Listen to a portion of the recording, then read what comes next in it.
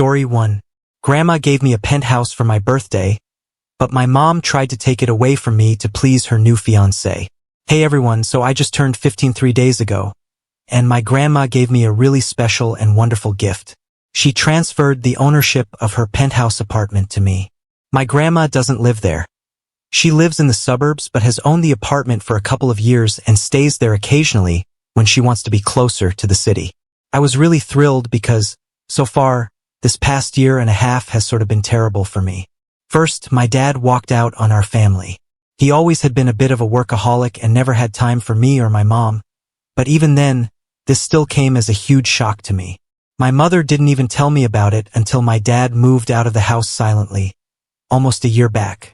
Apparently, they had filed for divorce already by the time they told me about it, and my parents had decided that they couldn't live together anymore because my dad was just too overwhelmed with everything. What exactly was overwhelming him, I have no idea. He didn't even say goodbye to me in person. He texted me one last time after he moved out and told me to be good. That was it. I didn't see him after that, and soon enough my parents were separated. Since our state doesn't have a long waiting period, my mother got to keep the house and had full custody of my brother and me. My dad did file for visiting rights, but he hasn't put them to use so far, so I don't know what's up with that. And as if that wasn't bad enough, about 2 months ago, my mother told me that she had been dating this guy, let's call him Robert, for almost 3 months. They were in love, and she did not want to waste her time since she was not getting any younger, and that's why they had gotten engaged. I barely had any time to process that my mother was seeing somebody new. In the same breath, she told me that she was engaged, and this person was going to be my stepfather. It was just a lot to take, and I was really not happy about it because I thought 5 months was too little to get to know what kind of person her fiancé was. But she told me not to worry about it. She introduced me to him 2 weeks later, and he seemed really closed off and aloof with me.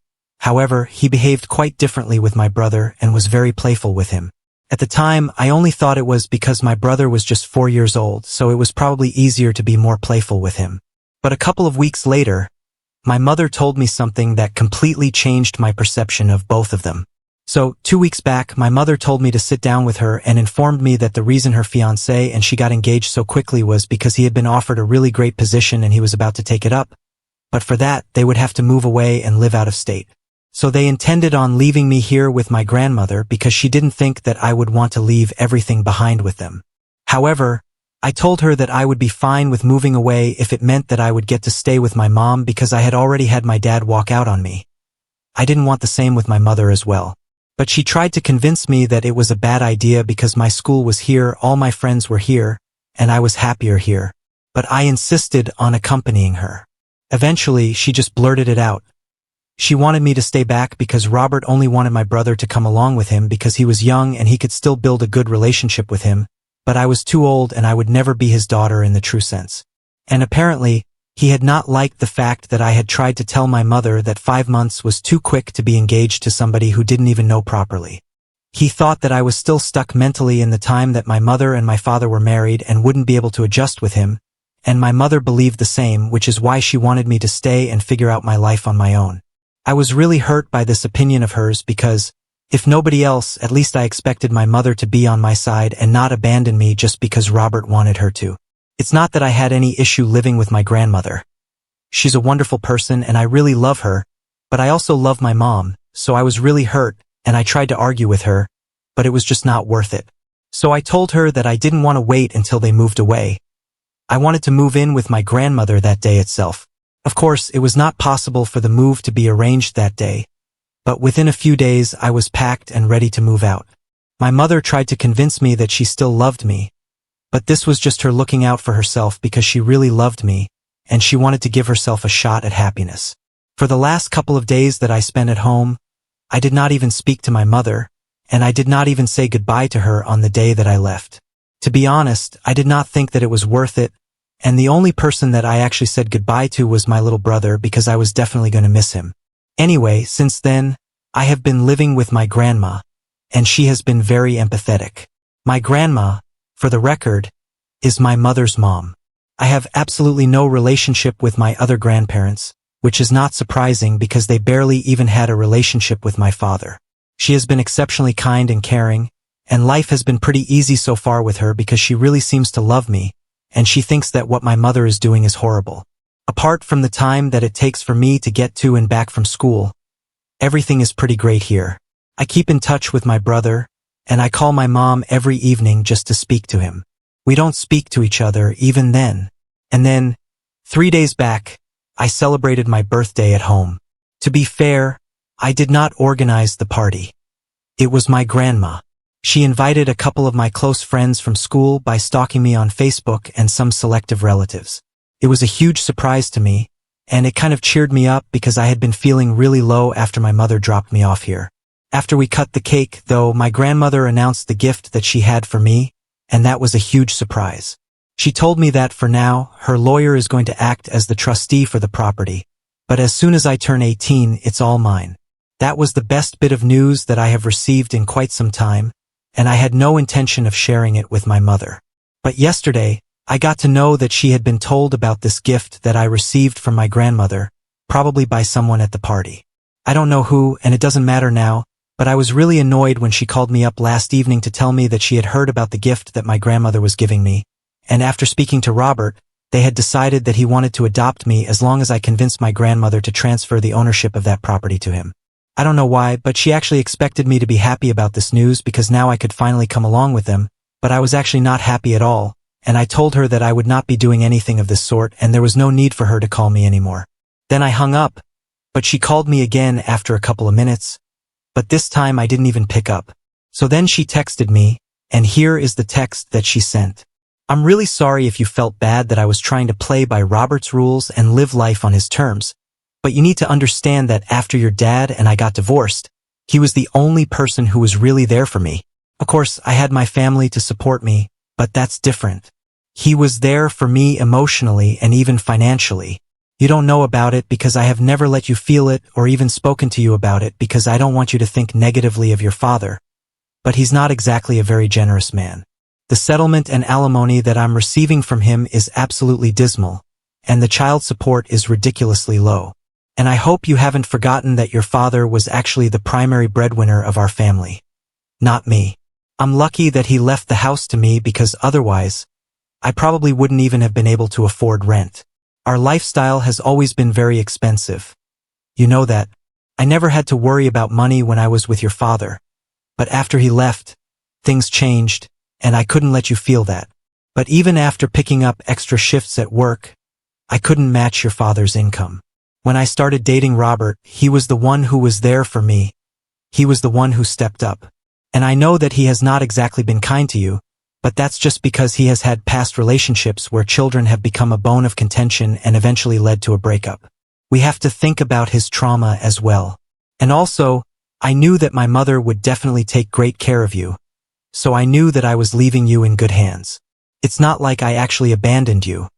You were living with your grandmother, and even you know that she never would have let you feel alone. I just wish that you were able to think about my happiness, and now that I have arranged for you to come with us, I want you to take us up on that offer and do what Robert expects of you so that the two of us can be together. At least even your brother misses you a lot. I know that you're angry, but I also know that you love me, and I love you. So reply soon. I love you. That message did give me a pause, but that last part really got under my skin because just because she wanted to do everything that Robert asked her to, she expected me to do the same as well. It was ridiculous, entitled, and weak, and I thought that my mother had lost all individuality.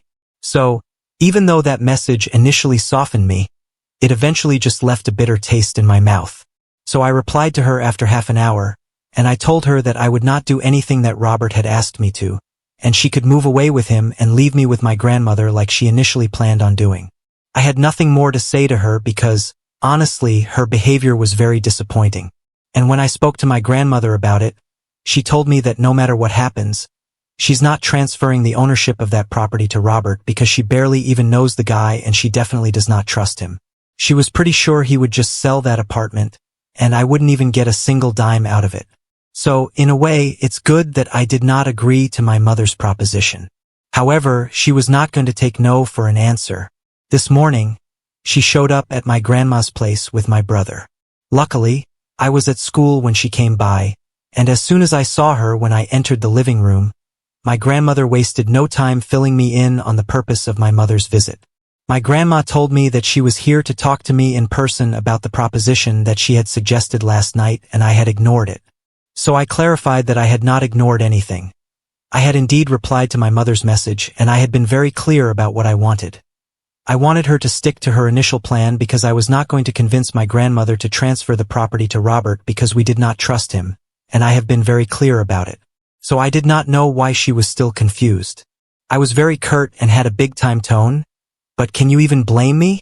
Anyway, my mother started crying and said that she was just trying to make everyone happy, but no matter how hard she tried, it just didn't work. I got really pissed off that she was sitting here in the living room and crying when it should actually be me because, if anything, I have been the one who has been treated like absolute crap by both my parents. So I told her to cut it out and said that she had it totally backward. She wasn't trying to make everyone happy. She was just trying to make herself happy and expected everyone to bend over backward just for that, and maybe everyone else was willing to do that, but not me.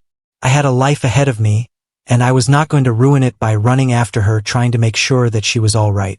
That caught her by surprise, and soon after, she left. Later on, I realized that she had blocked me, and now I feel kind of guilty about what I said. So I want to apologize for telling my mother that she was selfish and only cared about her happiness. Date 1. Hi everyone. So first of all, before I begin, I just want to thank everyone who took out the time to comment on my original post. It really opened my eyes, and yeah, I guess there are a lot of points that I did not consider before. It hadn't even occurred to me that my mother's relationship with Robert had been going on since even before the divorce. She might just be telling us about it now because it's easier and more convenient for her since the divorce is done with, and we would be none the wiser. Honestly, the reason I hadn't thought about it was because, no matter what, I couldn't imagine my mother to be a cheater, but now I'm honestly not sure. She could be, for all I know. Anyway, that's really none of my business anymore because she has made it sufficiently clear that she wants nothing to do with me. The only way it's inconveniencing me is because I can't speak to my brother anymore, and I miss him. He and I always got along really well, and I hate to think that he might be Robert's kid, like a lot of you have suggested. I'm trying not to think about it, but now that people have started talking about it, it's very hard for me to ignore. I really do want to find out the truth, but I'm scared. I have discussed these possibilities with my grandmother at length for the past couple of days after I made that post, and while we have not been able to come to a conclusion about what is the truth, it has become very difficult for us to think about my mother in the same way. I feel like talking to my father about this might give us a lot of insight, but I don't even know if he would want to discuss this with us. So far, it's been 4 days since my mother visited us, and we have had no contact with her since then. On the first day, my mother had blocked me, but later on, my grandmother told me that she had blocked her as well. It's kind of ungrateful of her. To be fair to my grandmother, she has been taking care of me without even expecting my mother to pay her child support because my grandmother has money of her own. It's out of pure kindness and love for me that my grandmother is taking care of me. I can't imagine anybody giving up their time of relaxation after their retirement to take care of their grandkids, but my grandmother is doing exactly that, and I feel like my mother should be grateful for that, but instead, she has blocked her. There are just a lot of things that I'm angry with my mother about, and there are a lot of questions that I still have no answers to. I'm just really hoping that eventually, it will all come out in the open. Update 2. Hey everyone, so this is going to be a bit of a long update because today, around the evening, my father came by to visit. My grandmother had apparently contacted him, but she hadn't told me about it because she wasn't even sure if he would come by, and she did not want to get me false hopes. Anyway, he did visit. As soon as he found out that my mother was engaged to Robert, there have been a lot of revelations, and I'm still trying to process them, but I will try to talk about it here. I was quite surprised to see him, but even more surprised when he hugged me and told me that he was really sorry about everything. Eventually, he sat me down and started telling my grandmother and me everything that he knew. He told me that he and my mother had started falling out of love a really long time ago, but they had stayed together for the sake of my happiness because they didn't want to break up this family and put me through the trouble of coming from a broken home. And then, about 3 years ago, my dad started an affair with a coworker. He really wanted to tell my mother about it, but never found the courage to do so. Eventually, she found out about it herself about a year ago, and that was when she filed for divorce.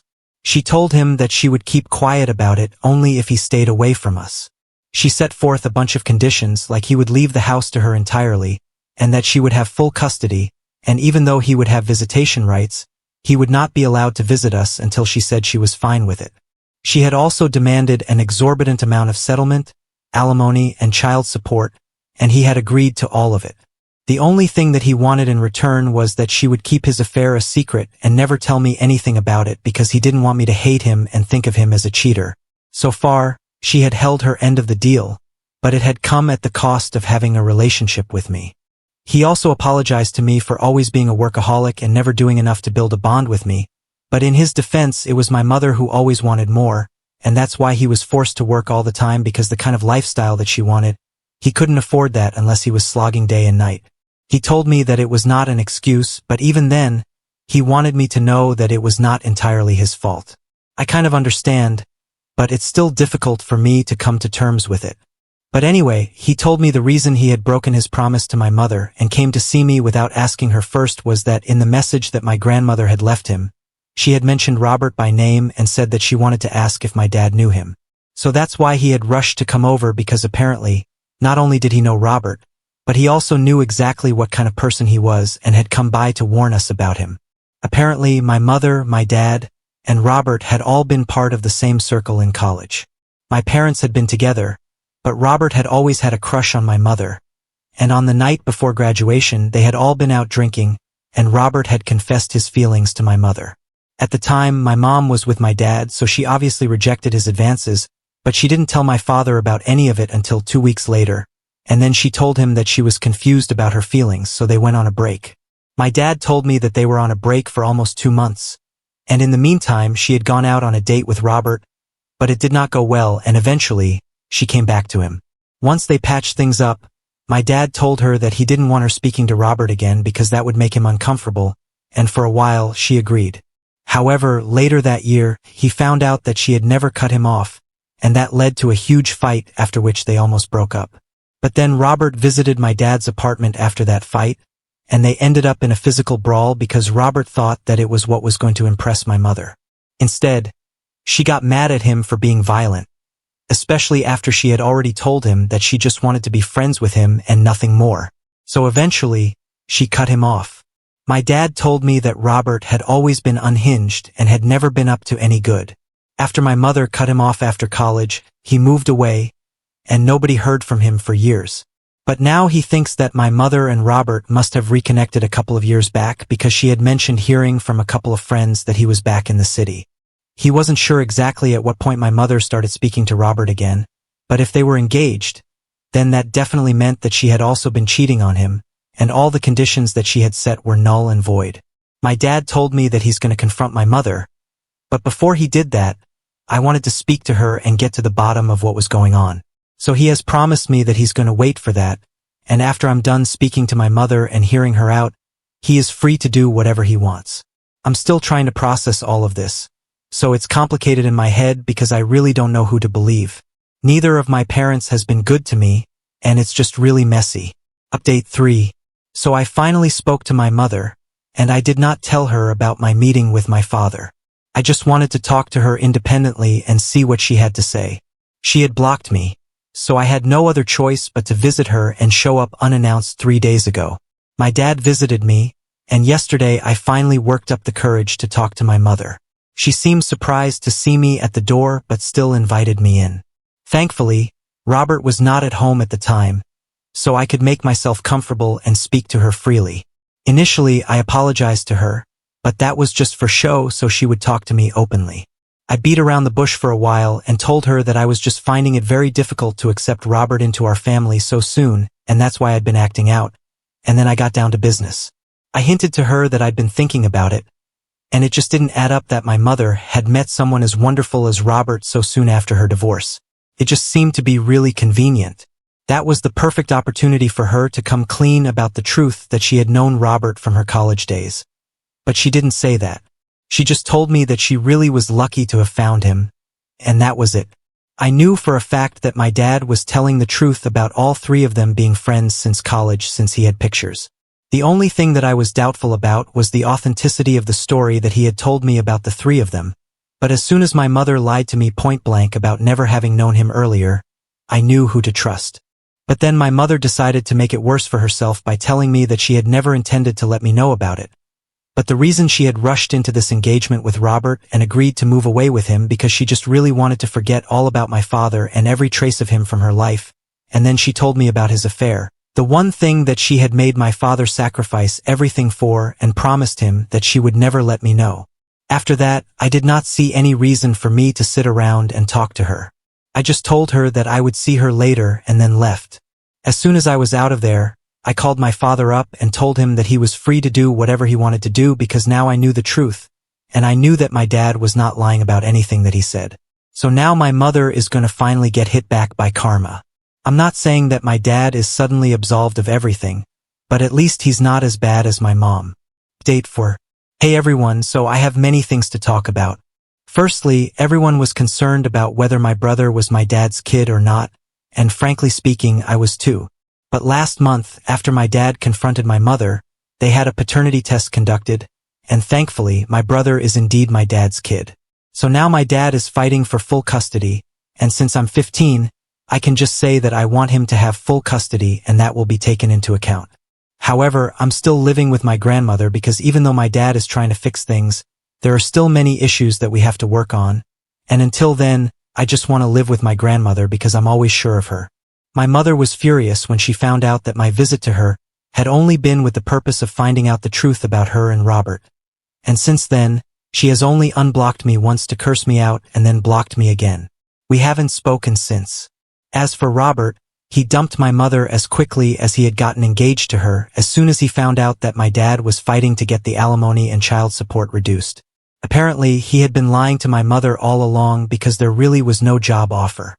His plan had been to join his uncle in his business, which already wasn't doing too well, and he was going to use my mother's money to fund that, and obviously that was also the reason he was asking my mother to convince me to transfer the property that my grandmother had gifted to me. They had been together for the past 2 years, and he had been stringing her along for all of it. So basically, my mother got screwed over, and instead of being ashamed of it, she has been telling all her friends about it just to badmouth Robert. But she doesn't realize that her friends have been gossiping about her, and that's how my dad found out, and eventually I did as well. I'm just really thankful that my mother decided that she wanted nothing to do with me as soon as Robert said the word because I would hate to be stuck with her right now. Anyway, my dad and I have decided that we are going to try and work on our relationship, and he has promised me that he's going to try and be a better father to me from now onwards. And as soon as he manages to get full custody or even shared custody of my brother, we are going to try and be a happy and functional family. That I don't know about the functional bit, but the least we can do is try to be happy. Now on to the next story. Story 2. Before we start, if you're enjoying this video so far, please consider liking and subscribing to the channel. Now let's continue. My marriage is seriously on the rocks, and although I browsed here before, I never thought I'd have to post one day, but here we are. I'm 36, and my wife is 28F. Been married for 4 years, together for 6, and have a 1-year-old daughter who is the light of my life. My wife is an amazing mother and partner. My own mother, on the other hand, is absolutely ridiculous, and my wife has made me realize over time that my relationship with her is not healthy. My mom tries to control everything, including our wedding, which I convinced my wife to suck it up and go with my mom's idea. She is still resentful of me for it. Passive-aggressive behavior on my mother's part basically since we started dating has made my wife absolutely hate her. I'll admit I haven't been as firm with my mom as I should have been in the past. This brings us to yesterday. Our wedding anniversary was last night. We're a little tight on money right now being new parents and our jobs are not fantastic, so I suggested that a family friend watch our daughter. I buy us a nice bottle of wine, and we cook dinner and just relax. I could tell my wife was disappointed that we couldn't do anything bigger or better. But she agreed this was the best choice and we settled to both be home from work at 6 p.m. I was headed home from work when I got a call from my mother asking me to come over because it was an emergency. I asked her what type of emergency it was and she just started crying frantically and begging me to come over. It was already 5:30 p.m., but I live in a low-volume traffic area, so I figured I would stop by and calm my mom down before I met my wife. When I got to my mother's house, she was literally sitting on the couch having a glass of wine and watching TV. I was livid. She was so calm too. not the frantic monster I was speaking to on the phone. I started pressing about what the emergency was and reminded her that this was the night of my wedding anniversary, and she said she had some house tasks for me to do that in my opinion she was 100% capable of doing herself, things like washing the dishes, watering her houseplants, cleaning the gutters, etc. So definitely not emergency material, but she guilt me into doing them. She was literally screaming to me at one point that I was a bad son, and I texted my wife letting her know that I was going to be late because I was at my mom's house. She didn't respond to my text. Before I knew it, it was 7:30 p.m. My mom kept trying to put more tasks on me, but I put my foot down and let her know that I needed to get home. When I finally got home to my wife, she wasn't there. I was worried, so I texted and called her many times. No response. I was able to track her phone and found out that she was at her parents' house. They don't live far, around 20 minutes away. She finally got back at 11 p.m. and as I greeted her with a glass of champagne, she told me to save it for myself because she wanted a divorce. I was shocked and started breaking down.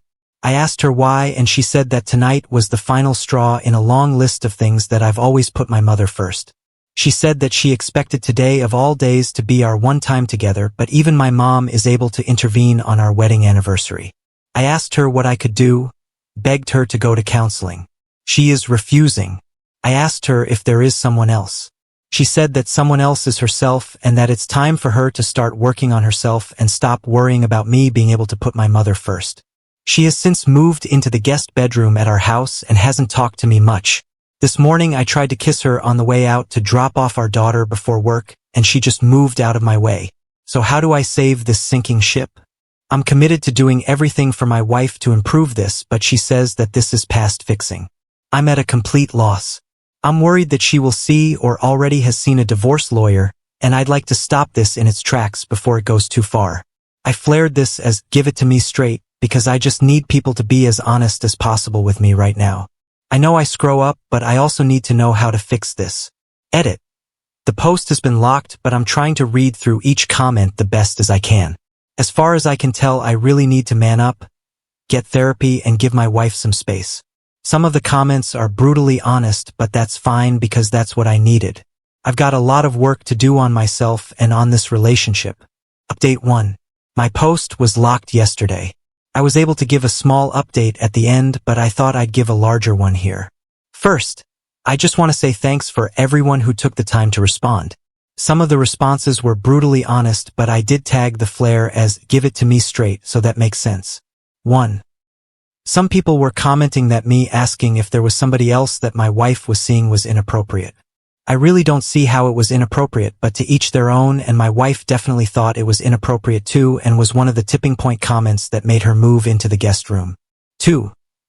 I know I said I'd give her space, but the conflict was killing me, so yesterday when she got back from work I knocked on the guest room door and tried get her to come down to the kitchen to talk to me, but she was still refusing to talk about all of this until she was ready. I asked her when she'd be ready and she just shut the door in my face. 3. Late last night my mom showed up unannounced, which is unfortunately something she does, and my wife answered the door. I could hear my mom asking my wife how our anniversary was. My wife called for me to come down and handle my mom, her exact words, and my mom started interrogating her as to what handle means. By the time I got down there ready to defuse the situation, it was already too late. My wife had poked the bear and my mom was laying the verbal smackdown. I asked my wife what she said to my mom. Stupid, I know. And she just went up to the guest room and slammed the door.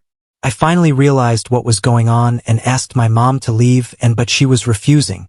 I had to threaten to call the police, and then she finally left. 4. This morning my wife packed her bags, a bag for my daughter, and left for her parents' house. I was surprised that she didn't even tell me beforehand. I was able to stop her and ask her what was going on as she was headed out of the door, and she said she's had enough of the verbal abuse, that she's ready to find a partner that will stick up for her and her family. She said that I will always put my mother first, and last night was an example of that this relationship cannot be salvaged and she will be seeing a divorce lawyer ASAP. As a last-ditch effort, I asked her what I could do to fix this. She just shook her head at me and then she left. I'm a mess. I've lost everything meaningful to me within the span of 48 hours. I keep calling and texting her and getting no response back. I called one of my buddies to tell him what went down and he's on his way now. When I told him what had all happened, his reaction was a mix of shocked and, "Congratulations, you played yourself." He called me denser than a block of bricks. I told him that I still have some hope that this relationship can last, and he laughed and said I need to put that idea to rest. I know I've got things I need to work on, boundaries for sure. My relationship with my mother, who I am working on blocking on literally every avenue of communication that I have.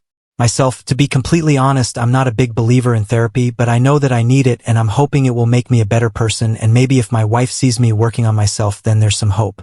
As for my marriage, there's a part of me that's still optimistic, but I know it will be hard for my wife to come back from this. As painful as it is for me, I need to just play the next couple of days/weeks/months by ear and just see what happens. Update 2. Hello, it's me again. This will probably be the last time I post on here.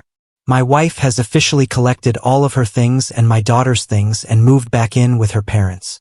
I did the dumbest move ever and stayed with my mom for a few days to collect my thoughts.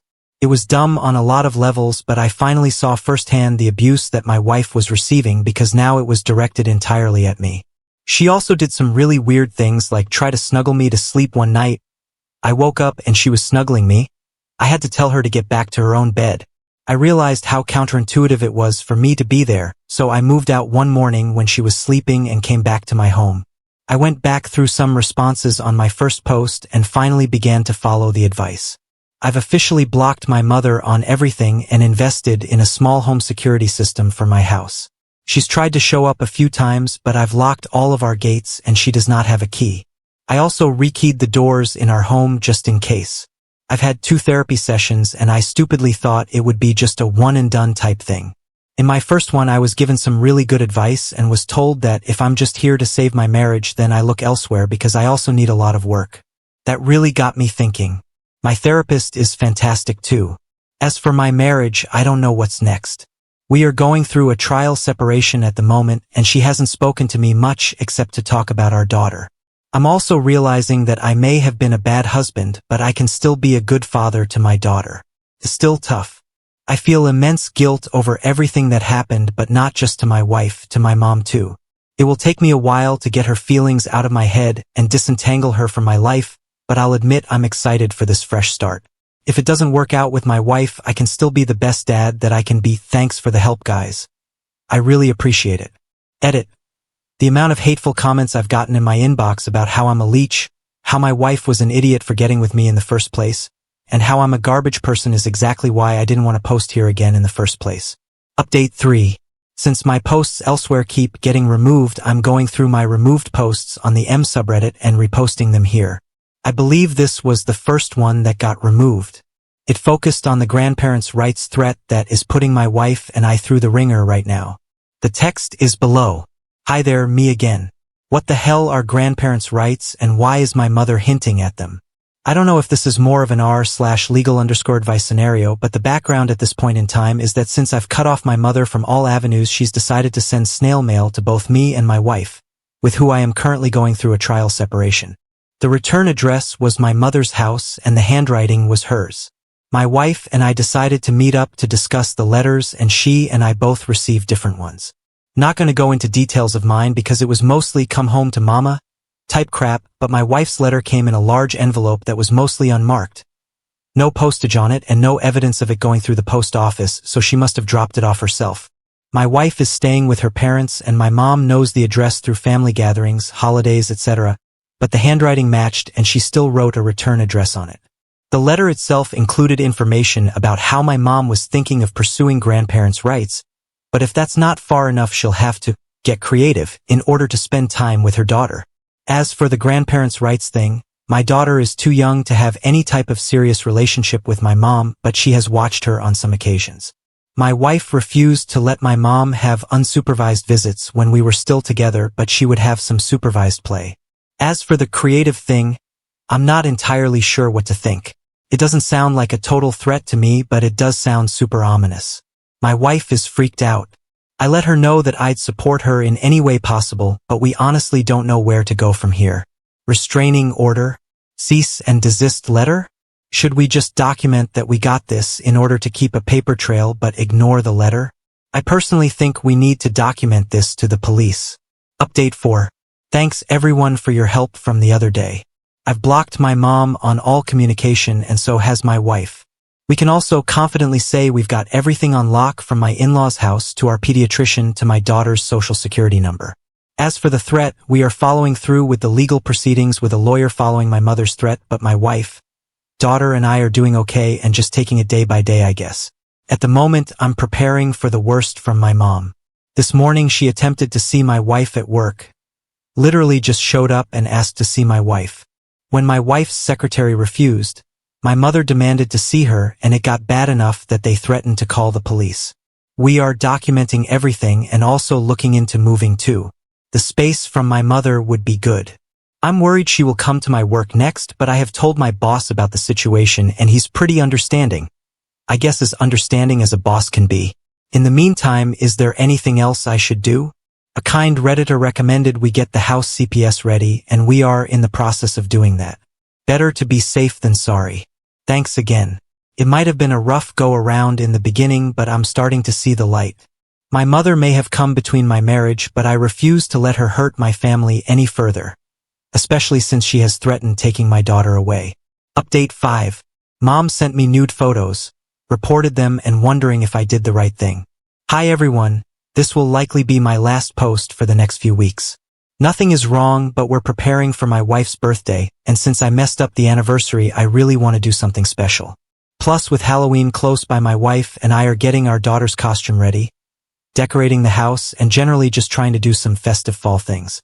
I'm finding that I'm enjoying this time with my family a lot without the interference of my mother. This is how it always should have been, but my mother almost always finds a way to work her way into what we are doing. Although we have remained no contact, she's starting to find ways to circumvent that, hence the story below, so I'm sure I'll have more updates. Here's my next question. My mom hasn't always acted sexual towards me, but my therapist has picked up on a few red flags that started in my teens and have carried into me being a man. The first one being the fact that my mom was snuggling me in bed when I moved in with her for a short amount of time. The second is that she can be touchy-feely with me in a way that I used to think was normal mother/son love, but now I know is weird, playing with my hair excessively, kissing my cheeks, you get the point. One time she pinched my butt when she came and visited my daughter and told me to give her a piece of that sugar. At our wedding she wore an extremely revealing dress, at least it wasn't white, and tried to get me to dance suggestively with her on the dance floor. I thankfully realized what was going on and did not go for it. I'm rambling at this point, but what I'm trying to say is that she did something not too long ago that takes the cake. While I was at work, I got an email from someone I didn't recognize and it got tagged as an external server. We use Outlook, which isn't unusual since sometimes people will email and call to ask about our services. Plus, the subject line of the email said, inquiry, and I could see a bit of the body copy asking about the types of services we offer. Well, to my surprise, this was a bait and switch. I opened the email to see the body copy, but underneath of it, there were about 4 pictures of my mother, topless, with a caption under each of them that said, "Where's my sweet boy?" This was definitely an email from my mom. I don't get sick often, but I started shaking and then had to go to the bathroom to throw up. Why on earth would she think this was acceptable is something I'll never figure out. But it began to register to me that she had just sent me a topless photo through my work computer and also through my work's internet. I'm thinking this was likely done on purpose to get me in trouble. Anyway, I forwarded the email directly to our lawyer and blocked the new email address from my work and personal email. I then went to talk to my boss about it. He knows about my mom and her antics, and he said that he received an email from the same address regarding me being unprofessional on site a few days ago. So yeah, I think this is a setup. My boss thankfully is understanding of the situation, or I guess as understanding as a boss could be, and just deleted the email from my mom and let me get back to work. Did I do the right thing here? Also, I'm worried that my mom is having some sort of mental break. Not worried for her, but for myself, my wife, and my daughter. My therapist calls it escalation. If I got nude photos, I can't even imagine what's next. Is it time to call Adult Protective Services? Any advice would be appreciated. Update 6. My wife's birthday is this weekend, so we are about to go off the grid. Thought I'd update you all on the situation before we hightail it to nature. Nothing crazy has happened thankfully besides a few unmarked letters in the mail to both me and my wife which we have made photocopies of for our personal records and then sent them straight to the lawyer. Also, after speaking with my boss about the photos that were sent to me from her, I have also decided to go the police route with the awful photos that my mother sent me. Still no grandparents' rights papers yet thankfully. Again, not sure if it will ever happen, but it's better to be safe than sorry. Some people have recommended that we get our house CPS ready just in case. We've got that handled in case it ever gets to that. We are still absolutely no contact with my mother regardless of her attempts to get in contact with us. Lastly, we are serious about moving and are considering viewing homes and apartments next week. However, my wife is still adamant that she does not want to jump ahead and assume we will stay together after this boils over. If we purchase or rent together and then decide to divorce or legally separate, that would bind us to a living situation that I don't think would be good for anyone involved, including our daughter. I respect her decision, and although it's not ideal, I agree that we need to maybe let this settle and revisit the trial separation at a later date. So things are slowing down a bit. I'm happy that things are returning to a bit of normal. It's still a rough road, and I'm working on myself and my family every day. Update 7. Basically the title. Still no contact with my mom. Still not answering any of her attempted communication. It's not confirmed, but my wife has a hunch that now mom is trying to confront us in a public place like when we go out shopping. It happened 3 times over the past 2 weeks, and at first we thought it was incidental, but since it's happened twice more, we are a little concerned. An example. We go to a nearby grocery store that's close to our home but farther away from where she lives. I'd say it's about 25 to 30 minutes from her home and also not the closest grocery place for her. Wednesday is our grocery shopping day since we both get off from work a little bit early. My mom knows this, as sometimes she would request for me to get her something and I'd go out to her house and bring groceries to her. I know, my mom is fully able to go grocery shopping herself. I thought I was being a good son. Now I know it was manipulative. 2 days ago we arrive at said grocery store and find my mom pacing around outside looking like a crazy person. We decided to turn around and go to another grocery store. Again, I'm not a detective, but this seems suspicious to my wife and is starting to seem suspicious to me too. Are we overreacting here? A small part of me thinks we are being hypersensitive to this because of all that has went down, but between everyone telling me my mom is dangerous to wanting to protect my family, I just don't know what to believe anymore. Any advice is appreciated. Update 8. So my mother showed up at my house in a frenzy. Thanks for the suggestions for the lock on our front gate and the ring. They've been super helpful up to this point and especially helpful now. Anyway, my mom shows up at our home unannounced and screaming/crying for me and saying how she just needs me. She's crying and banging on our front gate, demanding to speak to me. If this were the old me, I would have let her in, and to be honest, I almost did. But the new me decided to call the police. When they came, the police immediately told her to leave our property. Took a few moments, but then she finally left. I don't feel good about this. She's my mom. I feel obligated to speak to her, but she has also been so terrible to me and my wife. I'm gonna try to go to sleep and do my best, but I've got a lot of thinking to do and maybe some more to share with my therapist. Update 9. Hello everyone. I hope you all had a wonderful Thanksgiving holiday. I thought I'd give a quick update on my mother. Without going into too much detail, she drove to our house one evening and had a psychotic break in front of our home that involves self-harm. It was enough for us to call the police again, and she is now spending time at a mental facility. That's all I'll speak about on that matter. With grandparents' rights not really on the horizon anymore, my wife has approached me and said she still wants the trial separation and the divorce. She feels like these last 2 months or so we have been playing house in order to keep up a good look in case my mother decided to pull something, and that she's put up with the crazy for too long. This is starting to impact her own mental health, so she has moved herself and our daughter back in with her parents for the time being and wants to speak about our options with our lawyer on Monday, so I guess we will start that process soon. I can't say I'm not disappointed, but I also can't blame her. I asked her if all of the bad really outweigh the good, and she gave me the most stern look and said our relationship has been almost nothing but bad and walked away. I've been doing a lot of thinking, and I know these are things I need to bring up to my therapist. Thank you for listening. Update 10. I've learned that my mom views me as her husband. My therapist calls this emotional incest, although at times it is unfortunately crossed over into my mother actually wanting to get physical with me, such as her snuggling me in bed and sending me nude photos, and in some cases some small sexual activity that I've repressed and rather not get into here. This is the first time I've actually written it out or said it out loud besides with my therapist.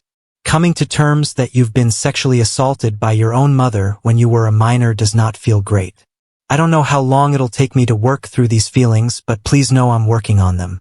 I've learned that because my mom views me as her husband, she sees herself in constant competition with my wife. My therapist has pointed out that my mom views herself as the mistress, which may explain the nude photos. I've learned that my mom has very likely never properly grieved the death of my father. I've learned that almost every girlfriend I've had, including my wife, has never been good enough for my mom because only she believes that she's good enough for me. My therapist believes that at the risk of protecting me after my father passed away, that my mom went ballistic and turned me into her husband. My therapist calls it a son sin. I've learned that years of mental and emotional manipulation on my mom's side has gotten me here. Up until I had my first reality check, I really did believe all of this was annoying but normal and just how she is.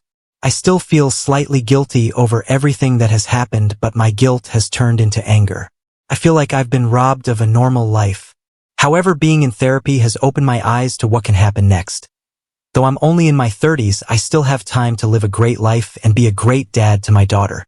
As always, thanks for listening. I'm always thankful for the advice and the support. As you've probably guessed, my normal meter is still a bit off, so it's good to hear other perspectives. Update 11. My wife and I decided to go through with a trial separation. She and our daughter are at her parents' house for the time being while I am at our home. It's the most awful feeling, and I've never been this empty before. Divorce is coming.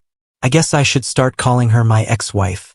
I'm continuing with counseling so I can work through not just my personal feelings but also what next steps are going to be.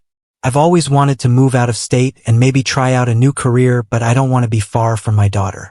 We'll see how it goes. I'd also like to thank all of you for your well wishes on my last post. I tried to respond to all of them, but I really just couldn't. I break down crying every time I see support. They're happy tears, but they're also a reminder of what could have been. Thank you for listening. Update 12. I guess I should have seen it coming, but I almost wish she hadn't told me. She said that it was more of a heads up in case I see her out and about on a weekend or something. We're separated, so it's not against the rules for her to date or anything, and we're in a no-fault state for the divorce that's inevitably coming our way. I'm not in a place emotionally where I'm ready to date.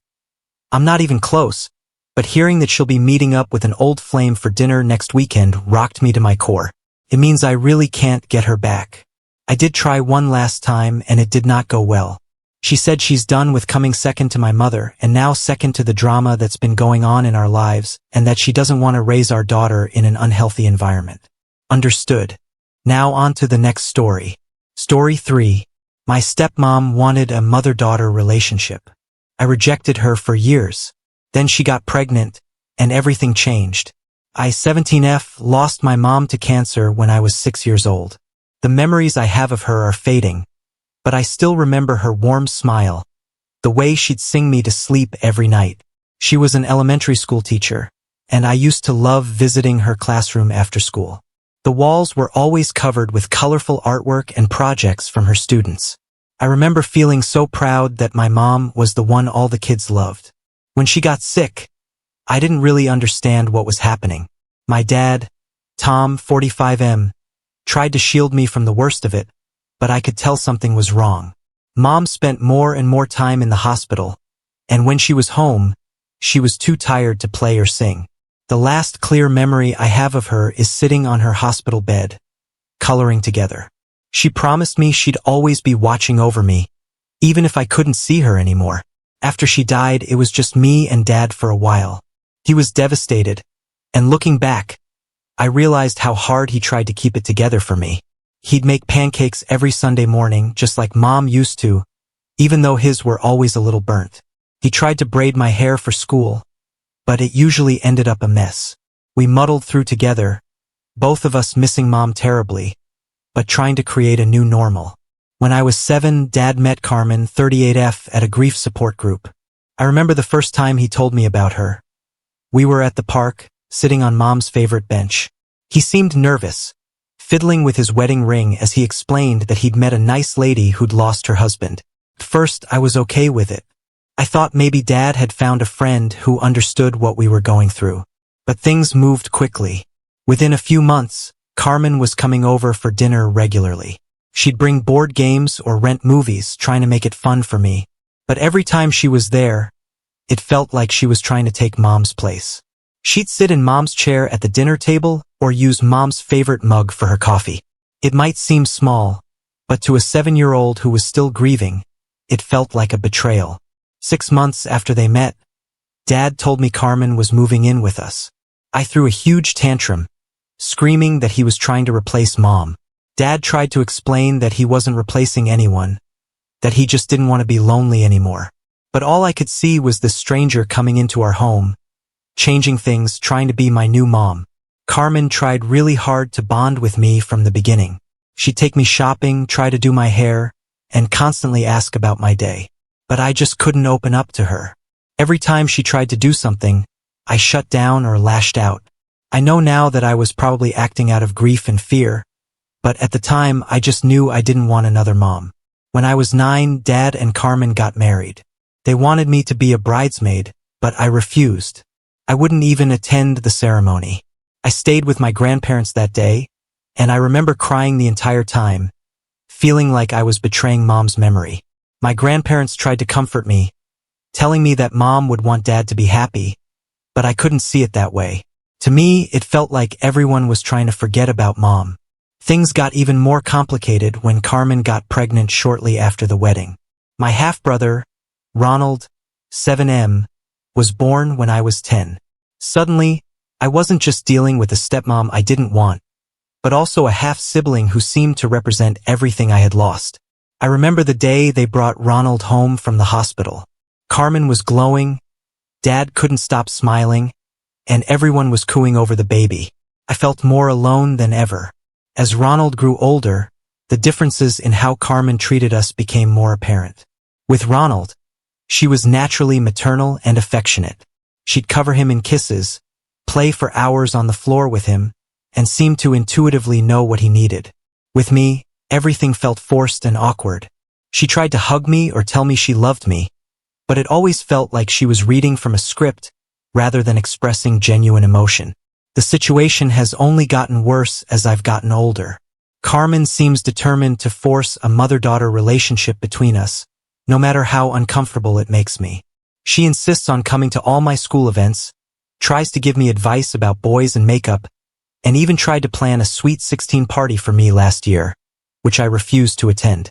I remember one particularly awkward incident when I got my first period. Carmen tried to make it this big bonding moment, buying me pads and tampons and wanting to talk. But all I could think about was how this should have been a moment with my real mom. I locked myself in the bathroom and cried for hours. My dad has been no help in this situation. He keeps telling me to give Carmen a chance and that she's trying her best, but he doesn't seem to understand that I don't want or need another mother. I had a mom, and even though she's gone, she's still my mom. I've tried to explain this to him, but he always brushes it off, saying I need to move on and accept our new family. The tension at home is constant. Every family dinner feels like walking on eggshells. Carmen tries too hard, asking about every detail of my day. Dad gives me pointed looks if I don't respond enthusiastically enough. Ronald, caught in the middle of all this, often acts out to get attention. It's exhausting. I've started spending more and more time at my best friend Lily's house. Her family is so normal and drama-free. Sometimes I wish I could just live there instead. Things came to a head last week when Carmen tried to come with me to buy a prom dress. I told her I was going with Lily and some other friends, and she got really upset, saying she was hurt that I wouldn't let her be part of this mother-daughter moment. I finally snapped and told her she wasn't my mother and never would be. The aftermath of this fight has been awful. Carmen has been crying constantly. My dad is furious with me, and Ronald is confused and upset. I feel guilty for hurting Carmen's feelings, but I'm also angry that my feelings aren't being respected. I don't know what to do. I love my dad and Ronald, and I know Carmen isn't a bad person, but I can't keep pretending to be okay with this forced relationship. How do I set boundaries without destroying my family? Am I wrong for not being able to accept Carmen as a mother figure after all these years? Update 1. It's been about a month since my last post, and things have only gotten more complicated after the prom dress incident.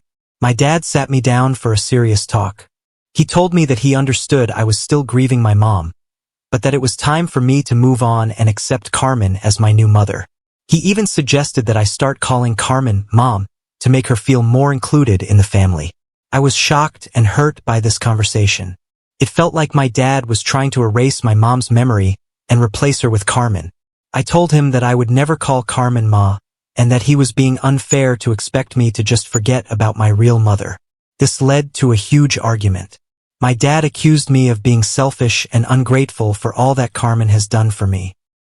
He brought up how she's been there for all my school events, how she's tried to bond with me, and how she's always treated me like her own daughter. I countered by pointing out that I never asked for any of that, and that Carmen's actions often felt more like an obligation than genuine care. The argument ended with my dad grounding me and taking away my phone privileges. He said I could have them back when I learned to appreciate my family. For the next week, things were incredibly tense at home. Carmen kept trying to talk to me, saying she just wanted us to be close and that she loved me like her own daughter. I mostly stayed in my room to avoid these conversations. One day, while I was in my room, I found an old photo album tucked away in my closet. It was full of pictures of me and my mom. There were photos of us at the beach, baking cookies together, and one of her teaching me how to ride a bike. I spent hours looking through it, crying and remembering all the little moments I'd almost forgotten. When Carmen knocked on my door to call me for dinner, I quickly hid the album. I felt like I had to protect these memories, like they were a secret I couldn't share with my new family. Ronald, caught in the middle of all this, started acting out. He began having tantrums and refusing to go to school. I overheard Carmen telling my dad that my attitude was negatively affecting Ronald, which only added to the guilt I was already feeling. One afternoon, I came home from school to find Ronald crying in his room. When I asked him what was wrong, he said he was confused about why I didn't love Carmen like he did. He asked if it meant I didn't love him either, since we have different moms. It broke my heart. I tried to explain that I did love him, but that my feelings about Carmen were complicated. I'm not sure he really understood, but he seemed to feel better after we spent some time playing his favorite video game together. Things came to a head when I overheard Carmen and my dad discussing the possibility of family therapy. Carmen thought it would help us become a real family, while my dad seemed hesitant but willing to try. When they approached me about the idea, I refused. I told them that no amount of therapy was going to make me see Carmen as my mother and that they needed to accept that. This led to another big argument, with my dad threatening to extend my grounding indefinitely if I didn't agree to therapy. Feeling cornered and frustrated, I reached out to my maternal grandparents. I hadn't told them about the issues with Carmen and my dad, partly out of loyalty to my dad and partly because I didn't want to worry them. But at this point, I felt like I had no other options. My grandparents were furious when they heard what was going on. They immediately called my dad and had a long, heated conversation with him. I couldn't hear everything, but I did hear my grandfather telling my dad that he was dishonoring my mom's memory by trying to force Carmen into her role. After the call, my dad seemed shaken. He returned my phone and lifted my grounding, but he hasn't really spoken to me since. Carmen has been quieter too, no longer trying to force conversations or bonding moments. The next day, I found a small box outside my bedroom door. Inside was my mom's old charm bracelet. I remembered her wearing it all the time when I was little. There was a note from my dad saying he'd been saving it for my 18th birthday, but he thought I might need it now. It was the first time in years that I felt like he really understood how much I still miss my mom. I've been wearing the bracelet every day since then. It's like having a little piece of my mom with me all the time. Carmen noticed it the other day and asked about it. For a moment, I thought about lying, but instead, I told her the truth. To my surprise, she didn't get upset or jealous. She just nodded and said it was beautiful. I'm relieved that the pressure has eased off a bit, but I'm also worried about what this means for our family going forward. The atmosphere at home is still very tense, and I'm not sure what's going to happen next. Part of me hopes that maybe this is a turning point, that maybe they'll finally understand and respect my feelings, but another part of me is scared that this is just the calm before another storm. Update 2. It's been 2 weeks since my last update, and the situation at home has taken an unexpected turn.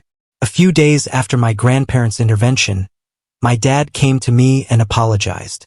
He admitted that he had been wrong to try and enforce a relationship between Carmen and me, and that he realized he had been unfair to my feelings and memories of my mom. We had a long talk, just the two of us, for the first time in years. We really opened up to each other.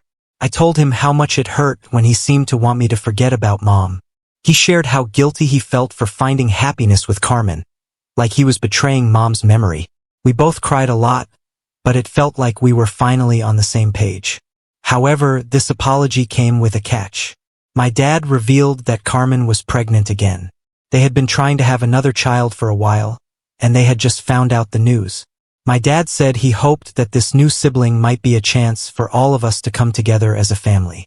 I had mixed feelings about this news.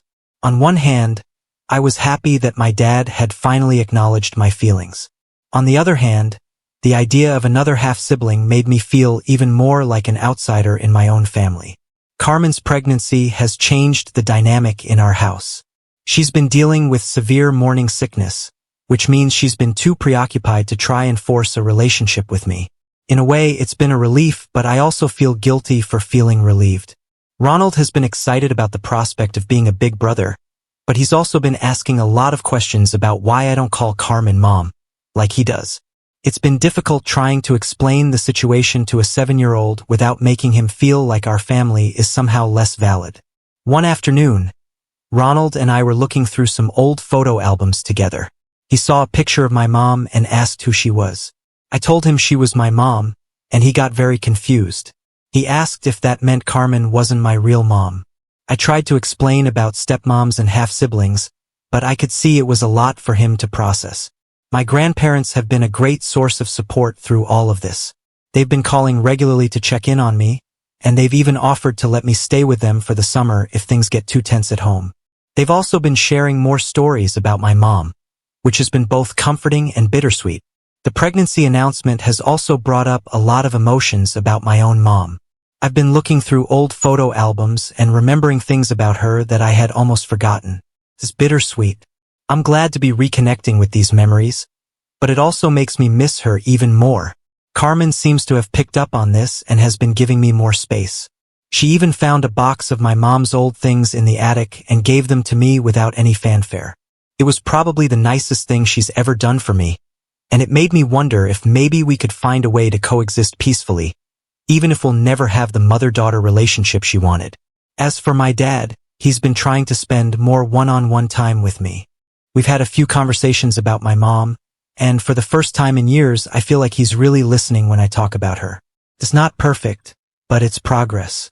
I'm still unsure about what the future holds for our family, especially with a new baby on the way, but for now, I'm cautiously optimistic that we might be able to find a new balance that respects everyone's feelings and boundaries. Update 3. It's been about a month since my last update, and a lot has happened. Carmen's pregnancy has been progressing, and she's now in her second trimester. The morning sickness has eased up, which has made things a bit calmer at home. However, new challenges have arisen. Last week, Carmen and my dad decided to find out the gender of the baby.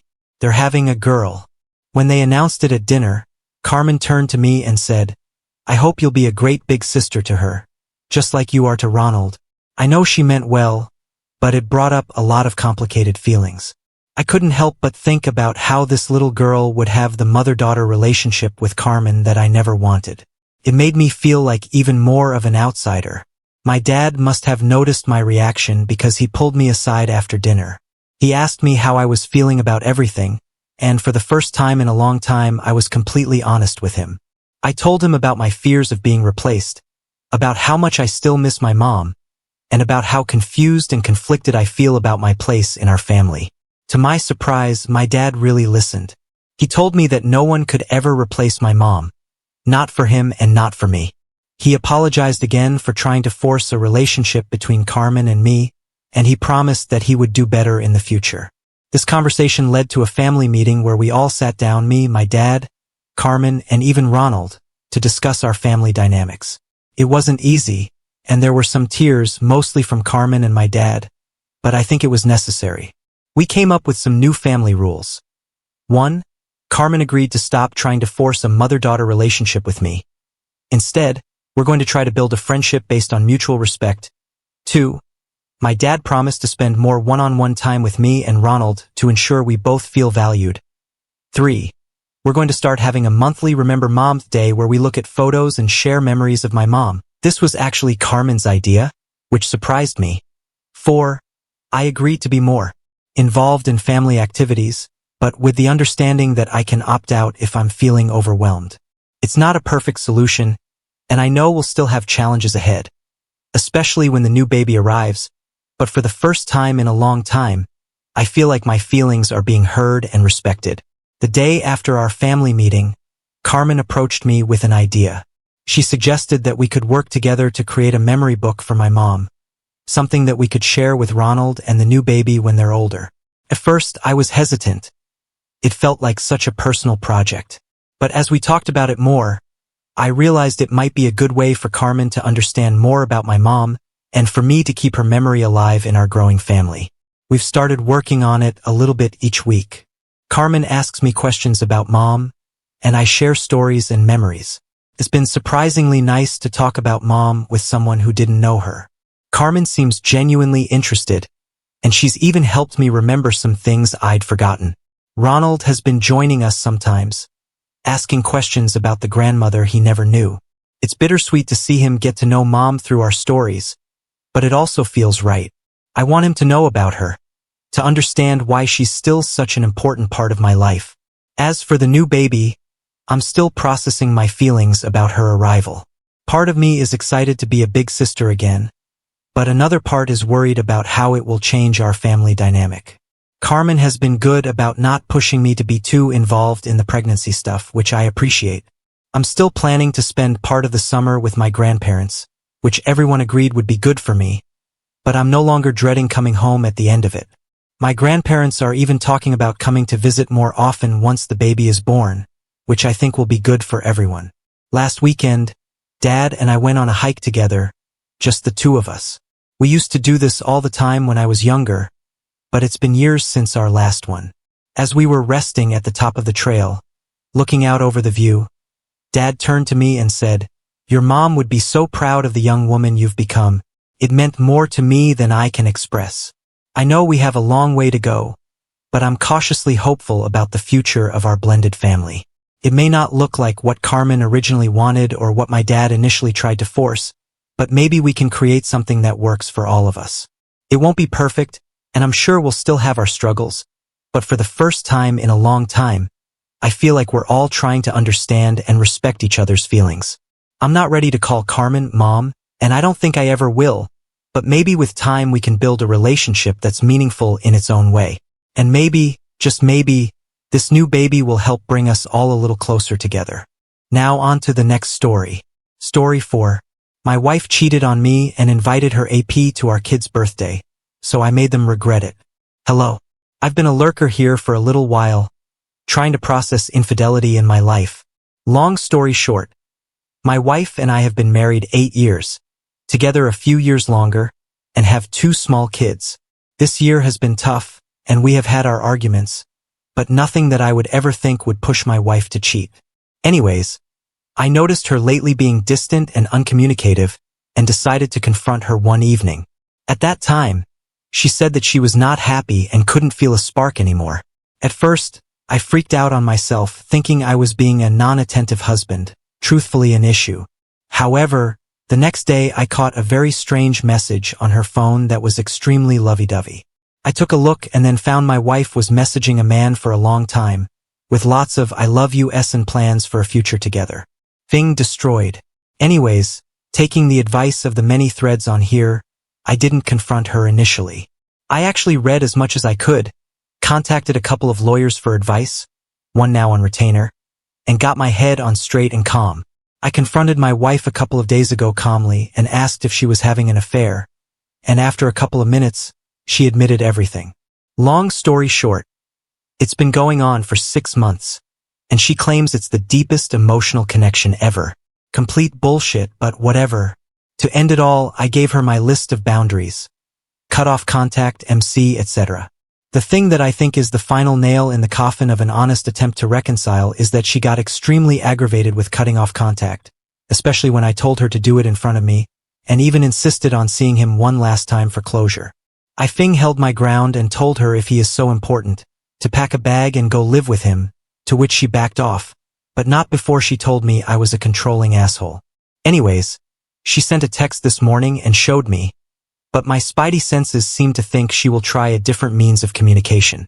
I'm thinking there is no hope, and I honestly don't want it at this point, but I just wanted to be able to tell my kids in 20 years I at least tried.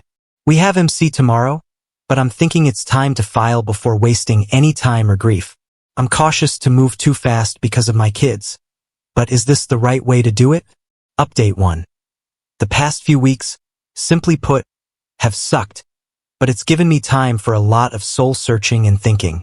As an update from the previous thread, the wife and I did attend some counseling after the initial confrontation, and I will say this particular counselor has been very good about listening to both of us and not assigning blame or anything like that, and helping to navigate our new reality. She has also helped to uncover some structural issues in our relationship, and while that doesn't at all excuse my wife's behavior, it's helpful at least knowing for a future relationship and not repeating the same mistakes. As also mentioned in the thread, my wife's initial reaction to my boundary to cut off contact with the AP appeared to go unheeded, and I did catch some small messages between them before she completely went dark with her chat log/phone. After seeing that, I decided to file, and she was served a few days ago. In parallel, I decided to have a heart-to-heart with my friend, Phil, as we are super close, and I needed to prioritize the support for our kids versus our relationship, as I could see my wife wanted to sweep this under the rug. Needless to say, my wife was initially extremely upset. Her fantasy was blown up, but our therapist did talk it through with her from my point of view on why this needed to happen, and I think she is starting to realize the consequences of her actions and start to see there are real things that are going to be lost from here on out. I'm just trying to process the new life ahead and the huge change in my identity from a husband/father to something else. Same with her. I will say since I filed, my wife was immediately shocked when I dropped that on her, and she has been very emotional these past few days. I honestly think she thought I would never be able to walk away. I have kept her at arm's length, but I have seen a distinct change in her. On a positive note, we have talked more, kept our conversations civil, and focused on our shared priorities. Children mostly. I've made it very clear to her that she left a huge wound on me and that she has to do the heavy lifting to help repair it and give me space and time, if I can ever forgive. I'll say it again and again, her actions are the most selfish, self-centered, horrible thing you could do to a person, but I have not lost sight that we still need to raise our children, and that is my focus point as I navigate how I will move to the next phase of my personal happiness. I wanted to thank everyone for the previous comments and insight. I am honestly proud that I found the strength to not wallow in self-pity, anger, or sadness and was able to make the right moves to retain my dignity and look forward to a bright future. I honestly don't know all the next moves, and my feelings are constantly in flux, but I am starting to feel some inner peace. Thank you all again. Small update. I am in the post-serving part and working closely with my counsel. What I'm looking for is if any BS here took advantage of the affair fog to get better divorce terms and how you pulled it off. My STBXW is clearly deep in the fog still, seeing SL contacting AP, which at the moment I haven't bothered her since it's a good distraction. What did people get agreements on that were unexpected? Any advice is greatly appreciated on how to move through this phase, and also to keep her off balance is also helpful besides Grey Rock and 180. I've been going out much more unexpectedly and not divulging details of my activity. Update 3. Hi everyone. I posted a few threads about my ongoing saga, but the abridged version. Wife cheated. I caught her. She gave me the I love you, but not in love, and AP is the greatest emotional connection ever BS and has trickle-truthed. Gaslit everything to the script. I then proceeded to drop papers on her and well, here we are a few weeks later. Long story short. Now in the post-serving phase and having to cohabitate for now since I want to spend as much time with my children as possible. I am now in a separate room too, so this has helped me begin to get that distance. I've implemented the Grey Rock with my STBXW. Generally try not to be interested in any discussion but have to fake it a little, especially with kids around. They are still small, but I try to be upbeat as they can sense a lot. I'm also not making myself available in the evening, going out with friends, working out, whatever. Any other advice on how to best handle this situation? It's a delicate balance. I want as much bonding time with my kids and have sucked it up for family dinners and whatnot. Any other do's and don'ts? Update 4. I'm just over 1.5 months after D-Day and working like hell to move on. The purpose of this post is not for any update. All I can say is the process is ongoing, and I will give the appropriate update at the right time. Likely a while. My only request is for anyone that has gone through the process, please share any good advice, lessons learned, things you would have done differently or good things to know. The advice in the previous posts have been super helpful, and those that have reached out in other ways have been incredible, just reaching out in case there is more that can help. Update 5. She cheated, but I'm made to feel like the a-hole. Hey everyone. Just wanted to get some stories on how folks dealt with in-laws, SLF, friends / etc. making you out to be a bad guy. I did get the jump after filing and told some of the in-laws, my family, and some friends, but I didn't broadcast to why. I want to keep some things quiet. That being said, I know my STBX likely threw down her side, and while I'm getting some cold vibes from a lot of her family and some other folks I know, blood is thicker than water, but it sucks when your close family turns their back despite being a good dad and husband and the wife being an immoral turd. Did people start to see stuff later on and change their opinion?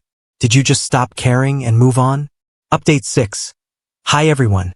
As of today, there is some closure coming my way in my saga that started over the summer, and I have been posting, getting advice from everyone here. I just want to start off and thank this community for the incredible support and advice, especially to those folks who privately messaged and offered words of wisdom along the way. This is a crappy process to go through, especially when close family is far away. It sucks to be alone with your thoughts, but there is some wisdom and introspection to gain during this. Anyways, the past few months have been frosty but relatively drama-free as the STBX and I separated our lives in the house but still did things for our children. The discovery and mediation process proceeded pretty quickly. We agreed on 50-50 for our kids, along with schedules and holidays, and since it's a no-fault state, asset division was by the book with some give and take. I won't go into details too much at this time. Maybe another post in the future, but I will be finding a place soon for a fresh start. The final conclusion is on the horizon, but for the most part, the D is complete. As for my advice from this whole fiasco, I learned a bunch of things. 1. Don't bother with a pick-me dance. I tried for a week before wising up to her cheating. My STBX is still in the fog, but it's her decision. She needs to live with it. 2. Do lawyer up with an experienced family law attorney who is reasonable. I can't say enough of the person who took care of me. Understanding that this is what I want versus reality was important in converging to the end. I don't have any crazy, ridiculous fees as I did a lot of the prep and avoided hours and hours of back and forth, and this was able to be settled rather quickly. 3. Do lean on friends and family for support as much as possible. 4. Working out / exercise is key to keeping your mental health.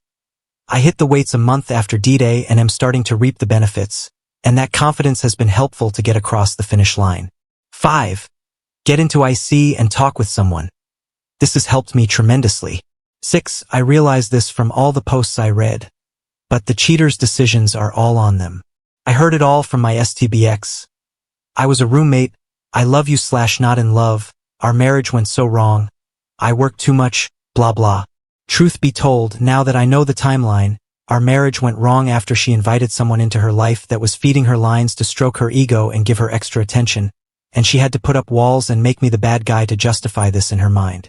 Sure, she may have been stressed from kids, SL, day-to-day life, and a long-term marriage, but not communicating to her husband and confiding in a 2-time divorce cheater with no moral compass is all on her and a recipe for disaster.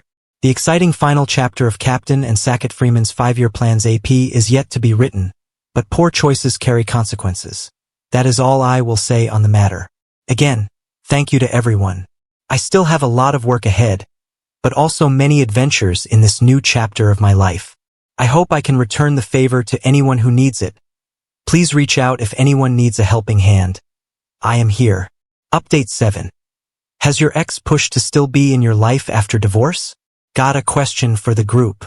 My post history details the greatest emotional connection love story ever. Ha! I'm not so far away from moving into my own place, as I have a couple of kids with my STBX, and also for legal reasons, I have remained in our marital house as this process has taken place. I have posted a couple of other threads of the ongoing saga. Thankfully, the light is at the end of the tunnel for me soon. Obviously, I have to co-parent with my cheating ex and will be friendly for that, but I have been firm in saying she killed our marriage and, by default, any sort of friendship. I have no room in my life for a lying cheater.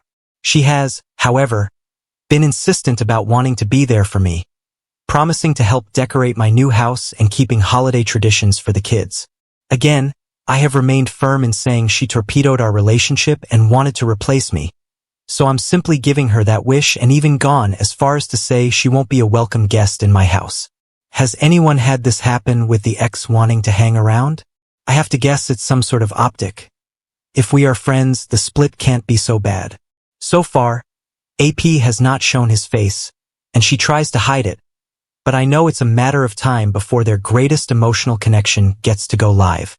I have no desire to ever be in the same room as them too, anyways, but will remain outside the blast radius with popcorn when that whole thing goes up in flames. Thanks, as always, to this awesome group. Update 8. As of today, the official decree went out, and I am no longer married. I also picked up the keys to my new house and will start the process to move ASAP. I did choose to take a buyout as I felt it was best to start fresh in a place of my own to make new memories, and I really got lucky. I found a nicely kept up house barely a minute away from my current home. Huge fenced-in backyard, wood-fire pit, big garage, and primo location. I also back up to a nature preserve, and as I'm an avid outdoorsman/hiker, I have a gateway to my own little paradise. Some will ask why so close. Well, I want to be close to my kids because they need to know their dad is close by for when they need me. Thanks to the advice of this community, I kept my mind focused on what was important, started a workout program, and also dove headfirst into a new career opportunity that recently paid itself huge dividends. I have not bothered with old or seeking out a new partner and will likely enjoy the single life for a while. I have my 2 little kids to focus on and fully plan on focusing on them and my personal growth for a while. As for my ex and AP, I honestly have started to let go of that disaster. Whatever happens will happen, and it's no longer my concern. And, as someone eloquently said before, when someone gets with somebody who cheated on their spouse, they are getting someone who cheated on their spouse. I did my best as a husband and father, and it's time for someone else to appreciate it. Thank you all for the messages, advice, well wishes, and so on. My life has depended on this so much these past months when I didn't have very many close by to turn to. For those that are at the very beginning of this crap deal, please keep putting one foot in front of the other and surviving every day. I'm not an expert in life, but I'm also willing to lend an ear to those who need it. Good luck, y'all. Update 9. I'll have a life update coming soon as I've had some pretty major things, mostly good, happening after my official divorce.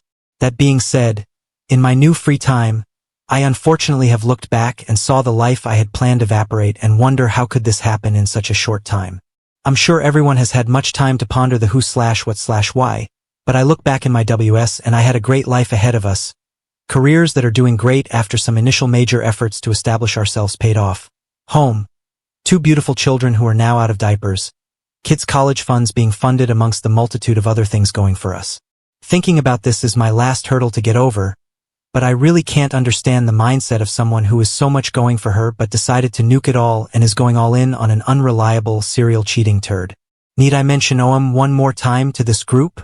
I know I'm going to struggle for a while to heal from all this, but I just look at our history and lives together and just think, how can a person be so selfish and stupid?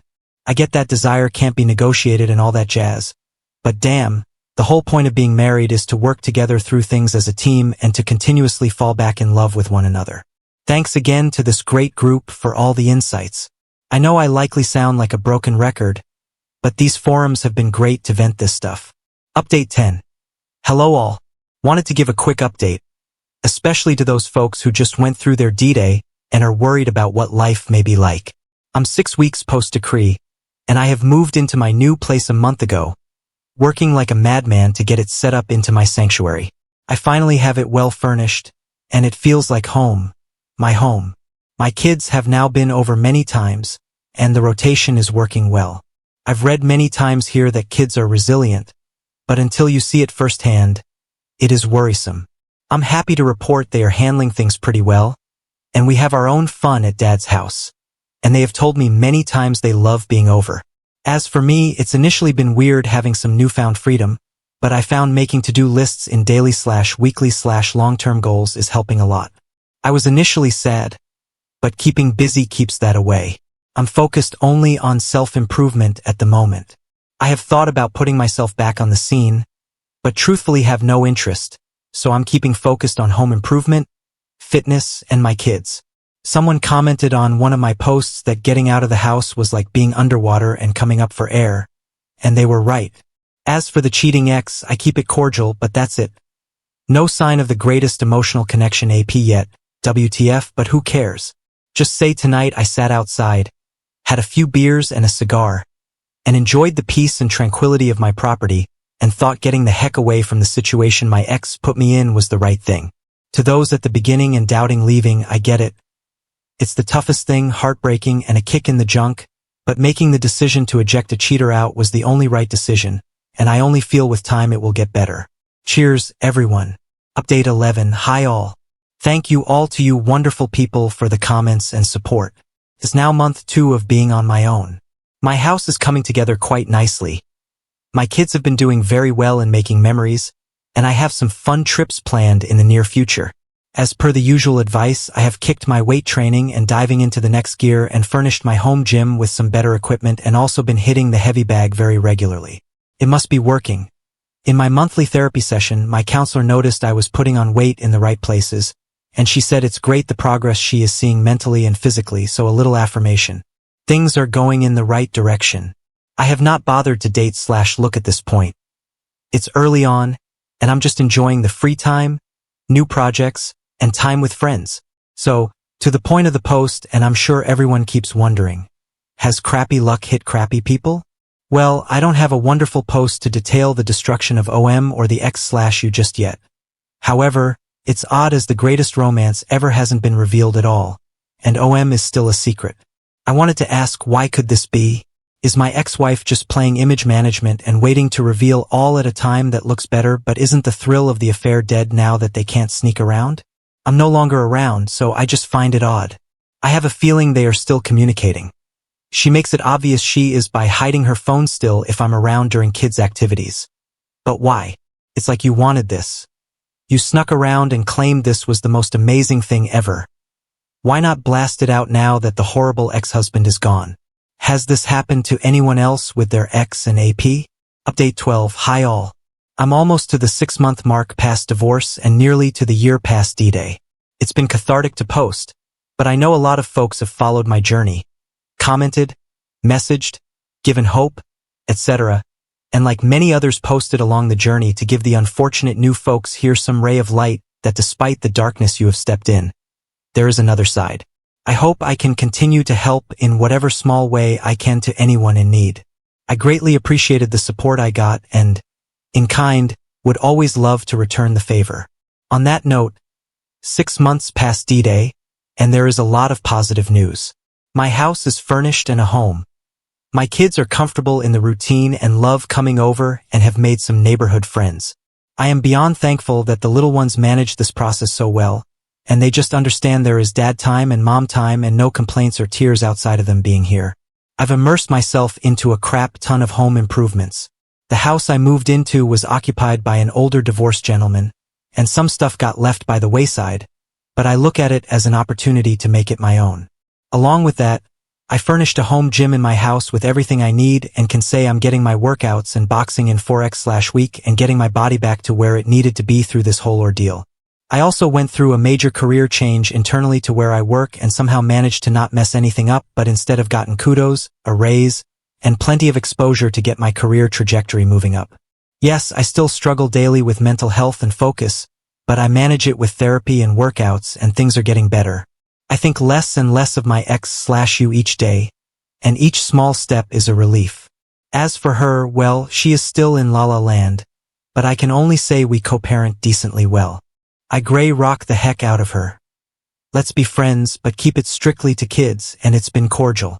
I'm sure anyone who has followed my story has wondered about the saga of OM. All I can say is the world's greatest love story hasn't gone live, but my kids made me aware recently he has been around in a small capacity.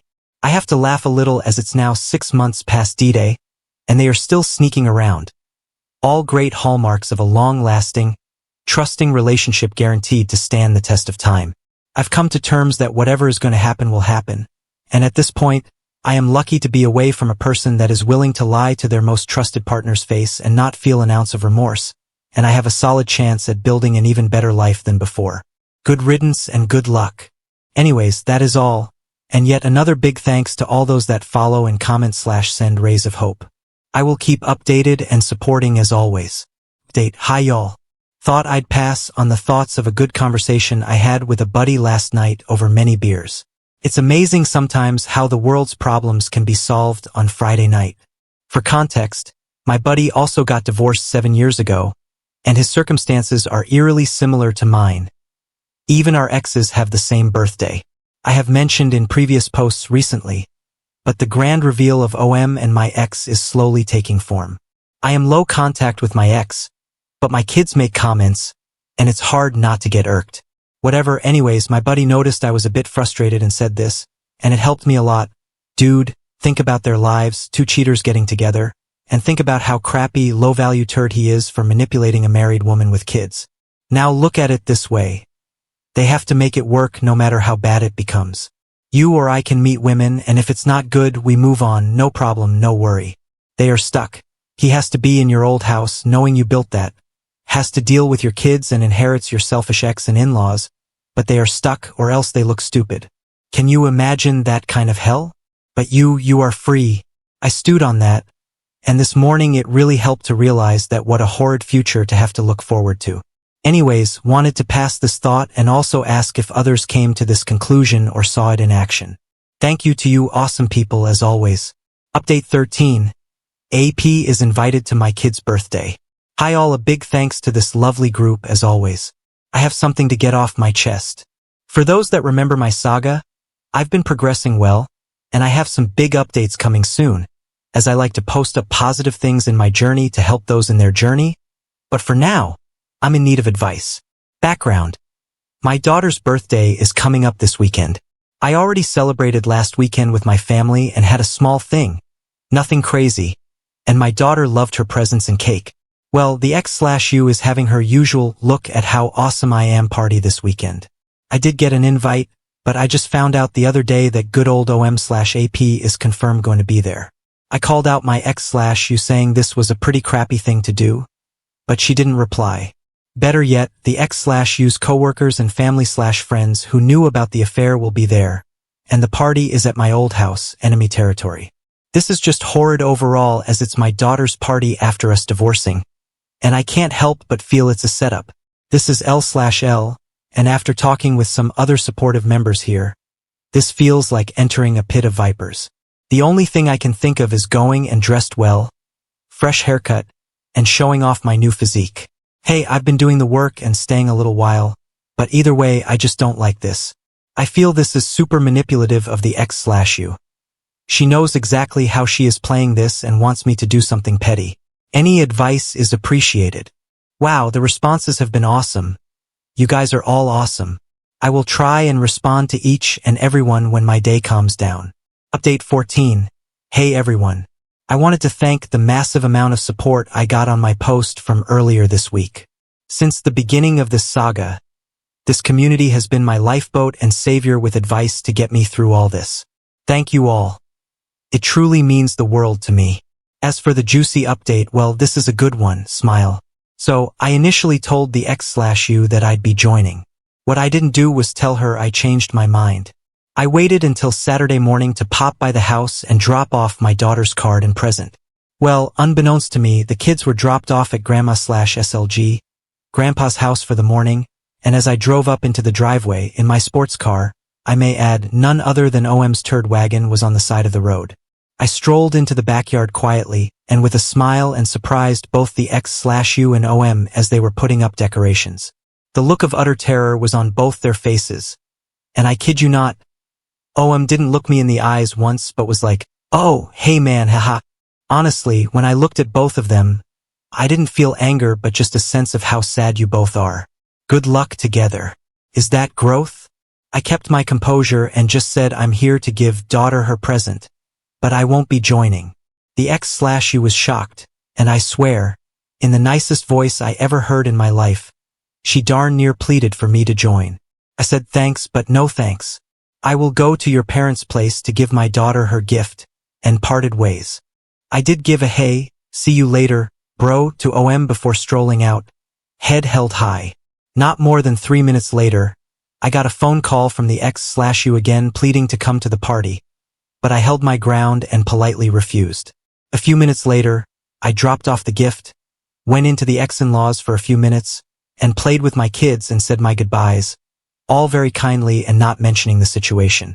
As for me, I kept myself busy tending to my house. I got a good workout in, much needed after a break, and I went out on a date.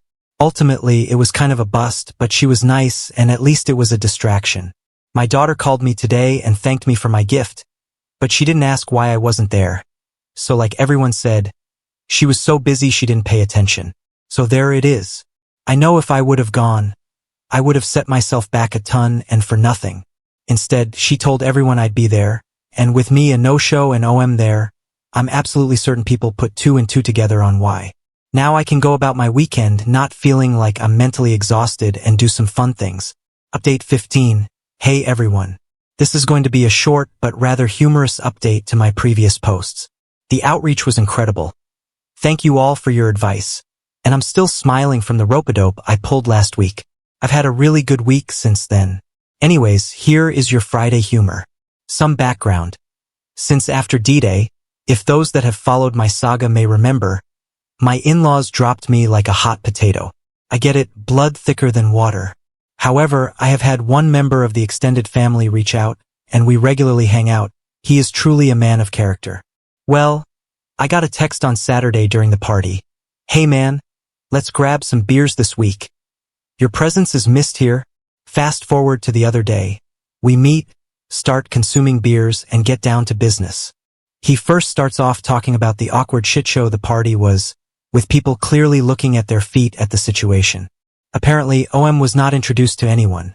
The ex/you was deliberately apart from him during the party and was mostly directing him on things to do, and the in-laws didn't bother to talk to him and sat with themselves looking pretty annoyed. He clearly was a fish out of water and actually went inside most of the time and avoided most everyone. It was also a quiet comment among some of the in-laws, /uncle side of things, that this is pretty classless.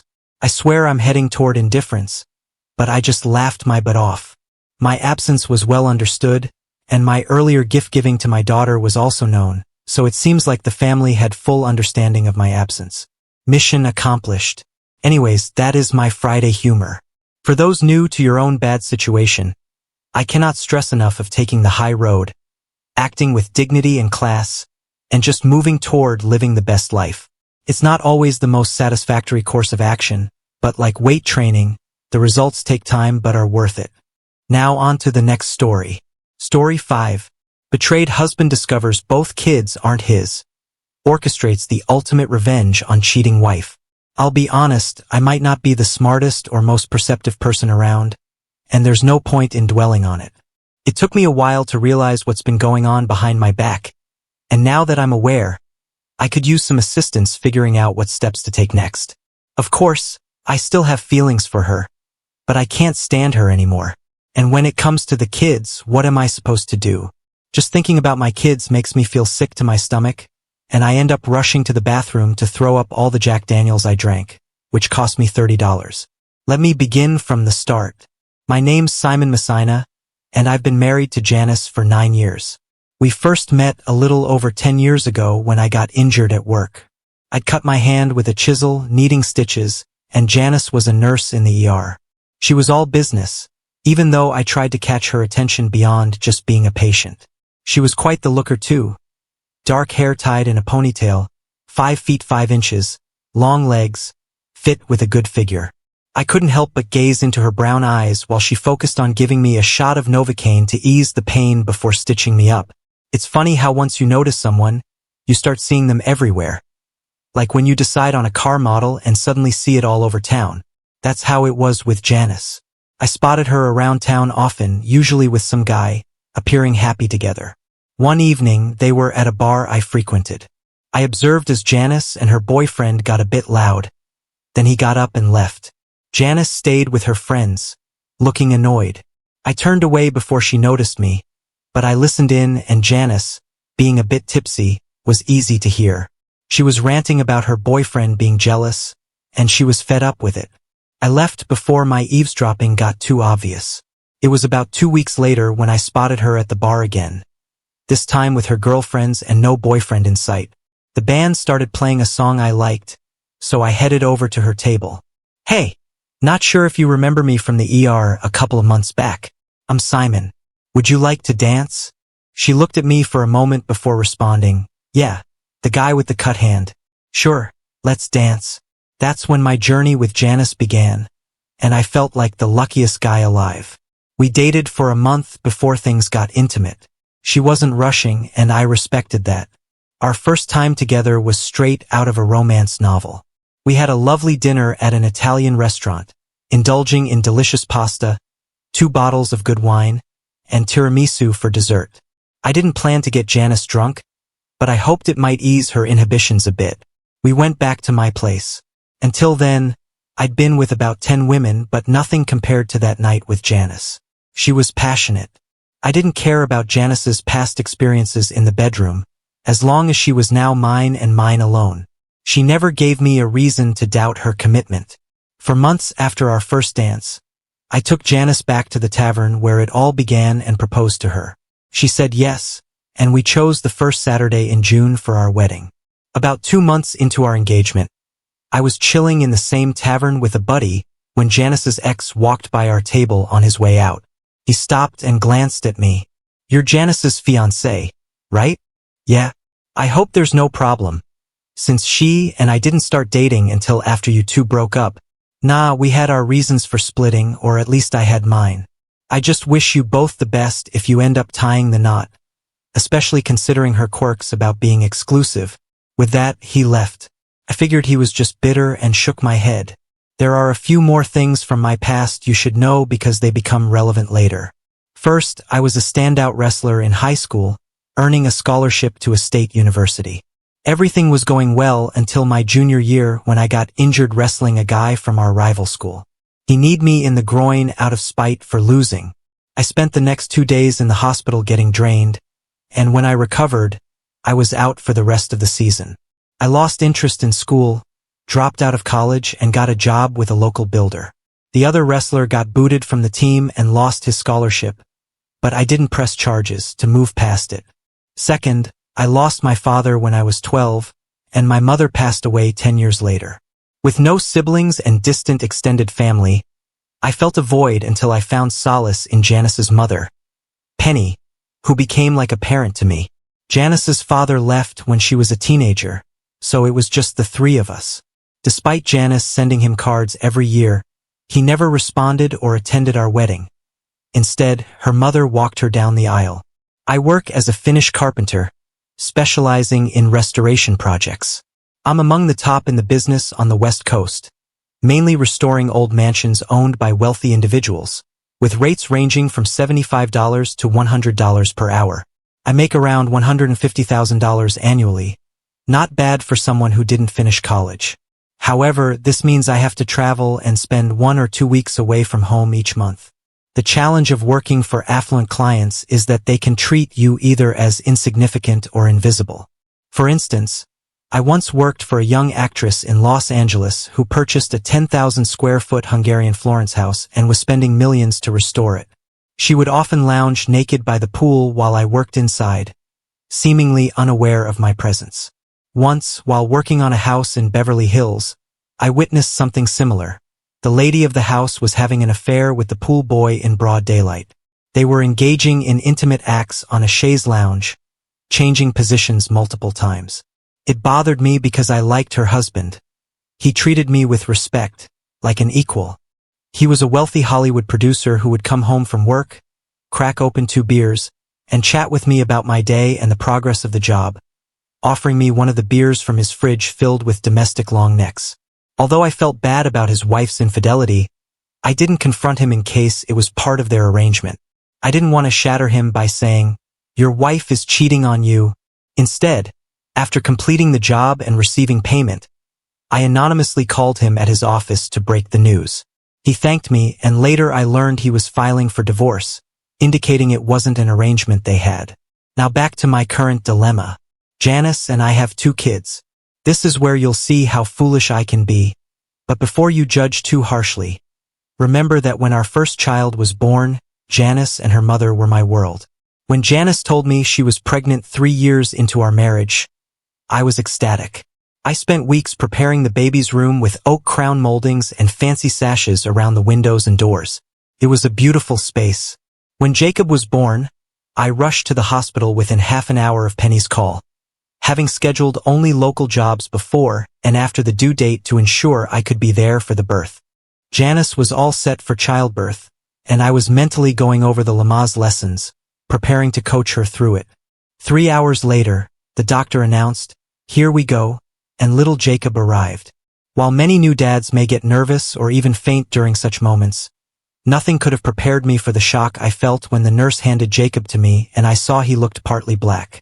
Both Janice and Penny glanced at Jacob and then at me. Penny felt we needed to have a conversation. She took me aside and revealed why Jacob looked the way he did. "Simon, we're sorry we didn't tell you earlier, but it's time you knew the truth. My father was mixed race with a black mother and a white father. We were afraid you might not marry Janice if you knew she was part black." "That doesn't make sense, Penny. Why would that matter to me? I never judged anyone based on their skin color. I was simply telling you about the guy who ended my wrestling career." "That's a relief, Simon, because your son will need your love and acceptance. Also, we never mentioned my brother who lives in Denver." Penny showed me a photo of a dark-skinned man from her wallet. "This is my brother, Henry.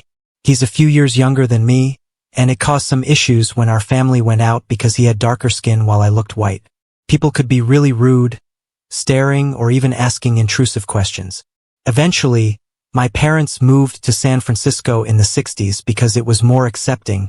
I heard Penny's story, which seemed reasonable, and I didn't want to be one of those rude or bigoted people she mentioned, so I didn't press the matter further. I finally met Penny's brother at the first Christmas after Jacob was born. Janice introduced him as Uncle Henry. Henry mentioned he was moving back to Portland from Denver to be closer to family, and soon after he moved into Penny's house. Uncle Henry started visiting our house regularly to spend time with Jacob.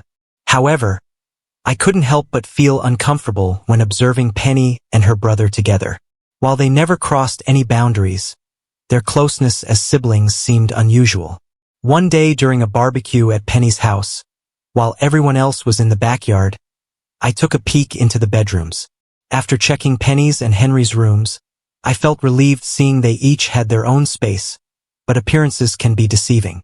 After our second child, a girl named after my mother, G, was born, I felt that a family of 4 was perfect for us. We had 2 healthy children, a boy and a girl, which felt like more than enough. I discussed this with Janice, and she agreed that we could focus on raising our 2 wonderful kids. When I suggested getting a vasectomy, Janice preferred getting an IUD instead, leaving room for us to change our minds in the future. So that's what we decided to do. 2 wonderful years of family life passed, and then I was hired to work on a restoration project for a pleasant middle-aged couple, Sharon and Tim, who were both OBGYNs.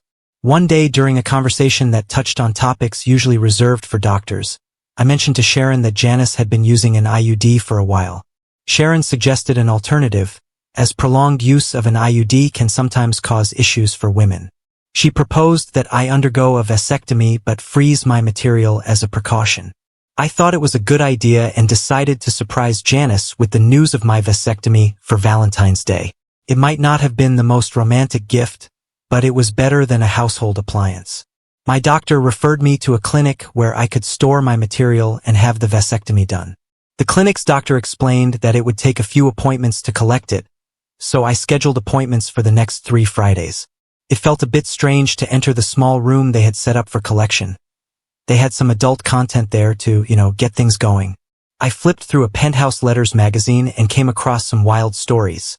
Some of them didn't sit well with me, like those where a husband watched his wife entertain multiple men, or those where wives wanted well-endowed men.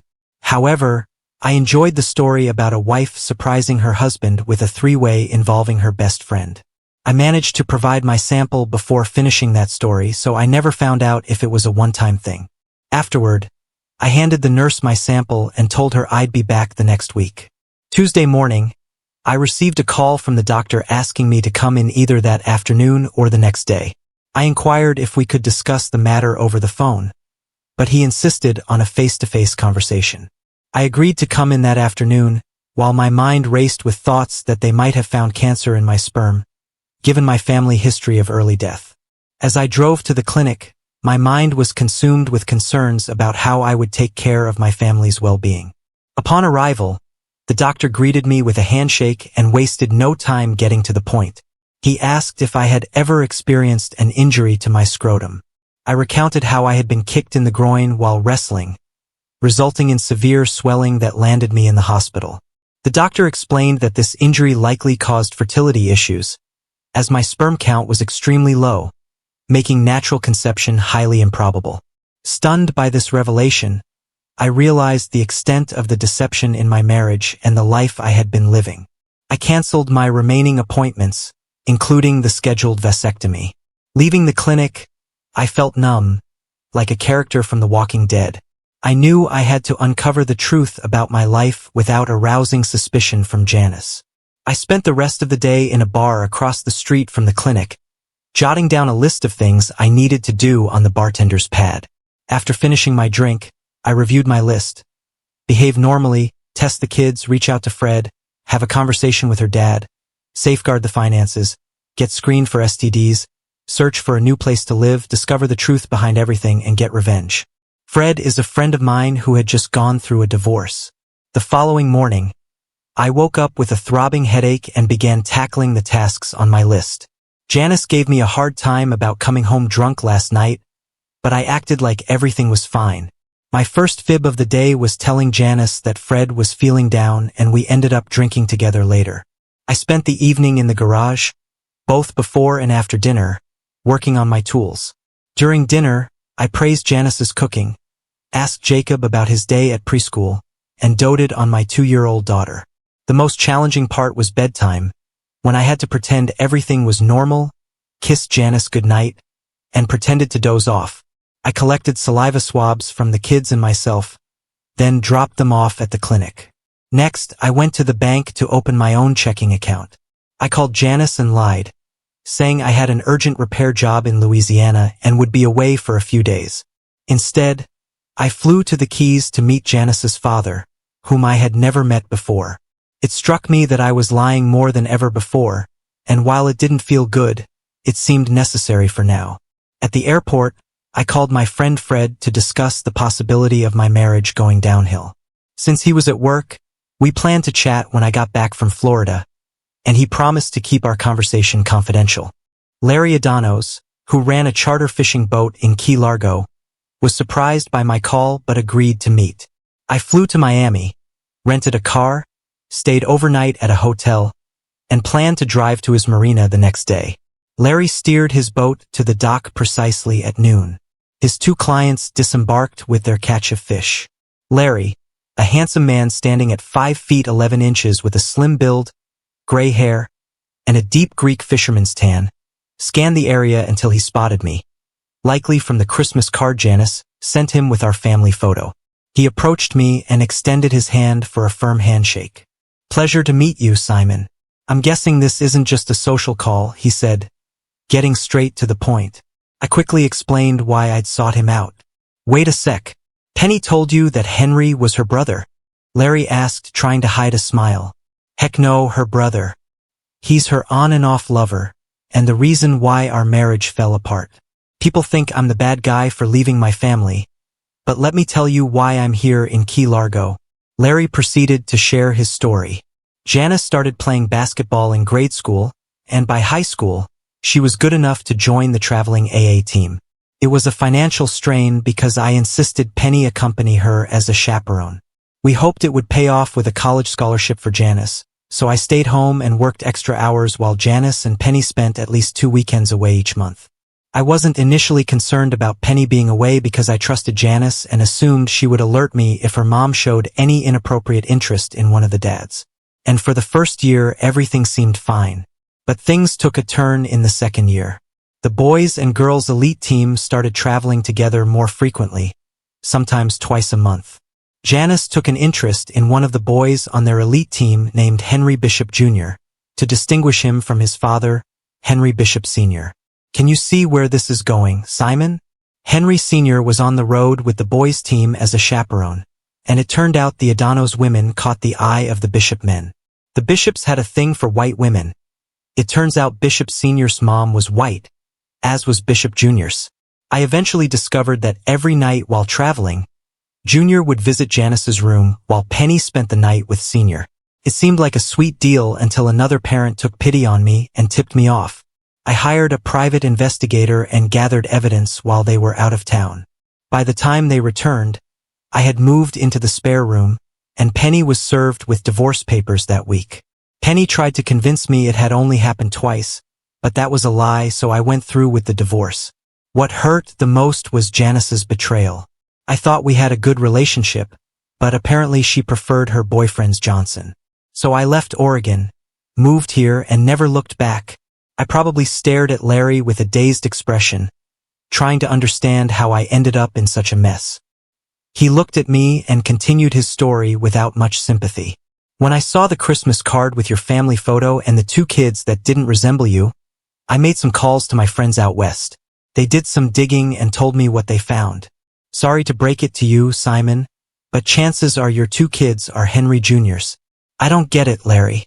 If she's involved with this Henry guy, why didn't she just marry him instead of me? Because my boy, both Henrys, have a knack for trouble and ending up in jail. The first time Henry Jr. got caught selling drugs to an undercover cop, he was only 20, a college sophomore and a basketball scholarship, but like father, like son.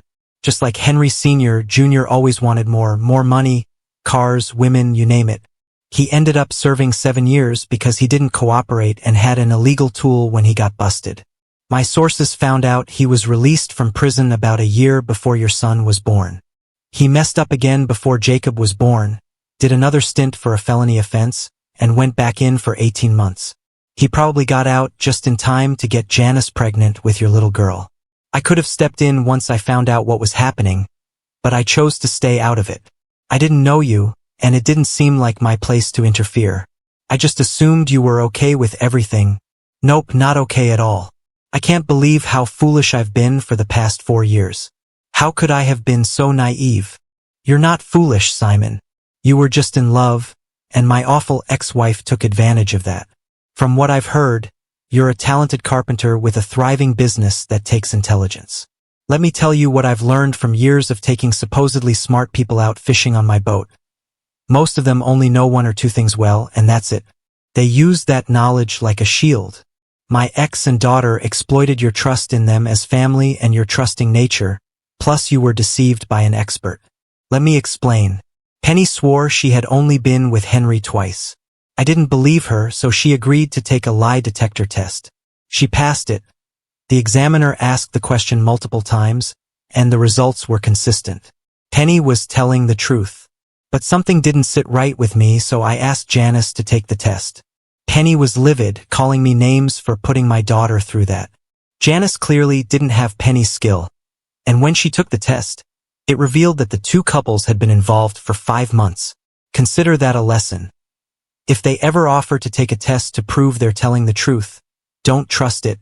I thanked Larry for the insight. He offered to treat me to a drink and dinner, but I declined. It was time to head home and strategize my next steps. I caught the overnight flight to Portland and spent Wednesday working on my plans. The list I made 2 days ago was expanding to include hiring an attorney, gathering evidence. Fred joined me for dinner that night and gave me some valuable advice. He suggested not hiring his lawyer but instead using the same aggressive attorney his wife used. We had drinks and shared our frustrations for a few hours, and then he let me stay at his place. That meant one less night tiptoeing around Janice. On Thursday, I scheduled an appointment with the attorney, rearranged some finances, secured a job out of town for the following week, and bought 2 voice-activated recorders. I figured video wasn't necessary. Besides, I didn't think I could handle watching some stranger with my wife. Listening was bad enough. If I saw them together, I might end up doing something rash. That evening, I returned home from my fake work trip. Janice didn't suspect anything as I spun a tale about meeting a famous reality TV star. Everything I recounted was based on an article I read in People magazine at the airport in Miami. Lying was becoming second nature to me, although still unpleasant. When I mentioned I'd be in Seattle for the entire following week, working for a wealthy Microsoft executive, which was true, Janice didn't seem bothered. When she went to bed, I discreetly placed one recorder in the kitchen and another in the bedroom. The next day, after testing both devices, I loaded my tools into my truck for the trip up north. I threw myself into my work. The clients in Seattle turned out to be a delightful couple with great taste and ample funds. It was a much-needed distraction from an otherwise lousy week. I drove back home Sunday night, eager to listen to the recordings. The next morning, listening was a mix of emotions. It was disheartening because, as I anticipated, Janice and her lover spent the week in intimate activities in the bedroom. Yet there was a hint of satisfaction because I caught a revealing conversation between Junior and someone else. It occurred after Janice had stepped into the shower. Here's what the recorder picked up. "Hey man, you ready for this? I just got some inside info on a big opportunity." Janice was at the clinic and overheard an elderly couple chatting about their upcoming trip to Israel. She gathered enough details for us to know it'll be an easy job. Janice even found out their address, and it's in a nice part of town. "If you're interested, let me know. I'm scoping out the place tomorrow, and they'll be away next month."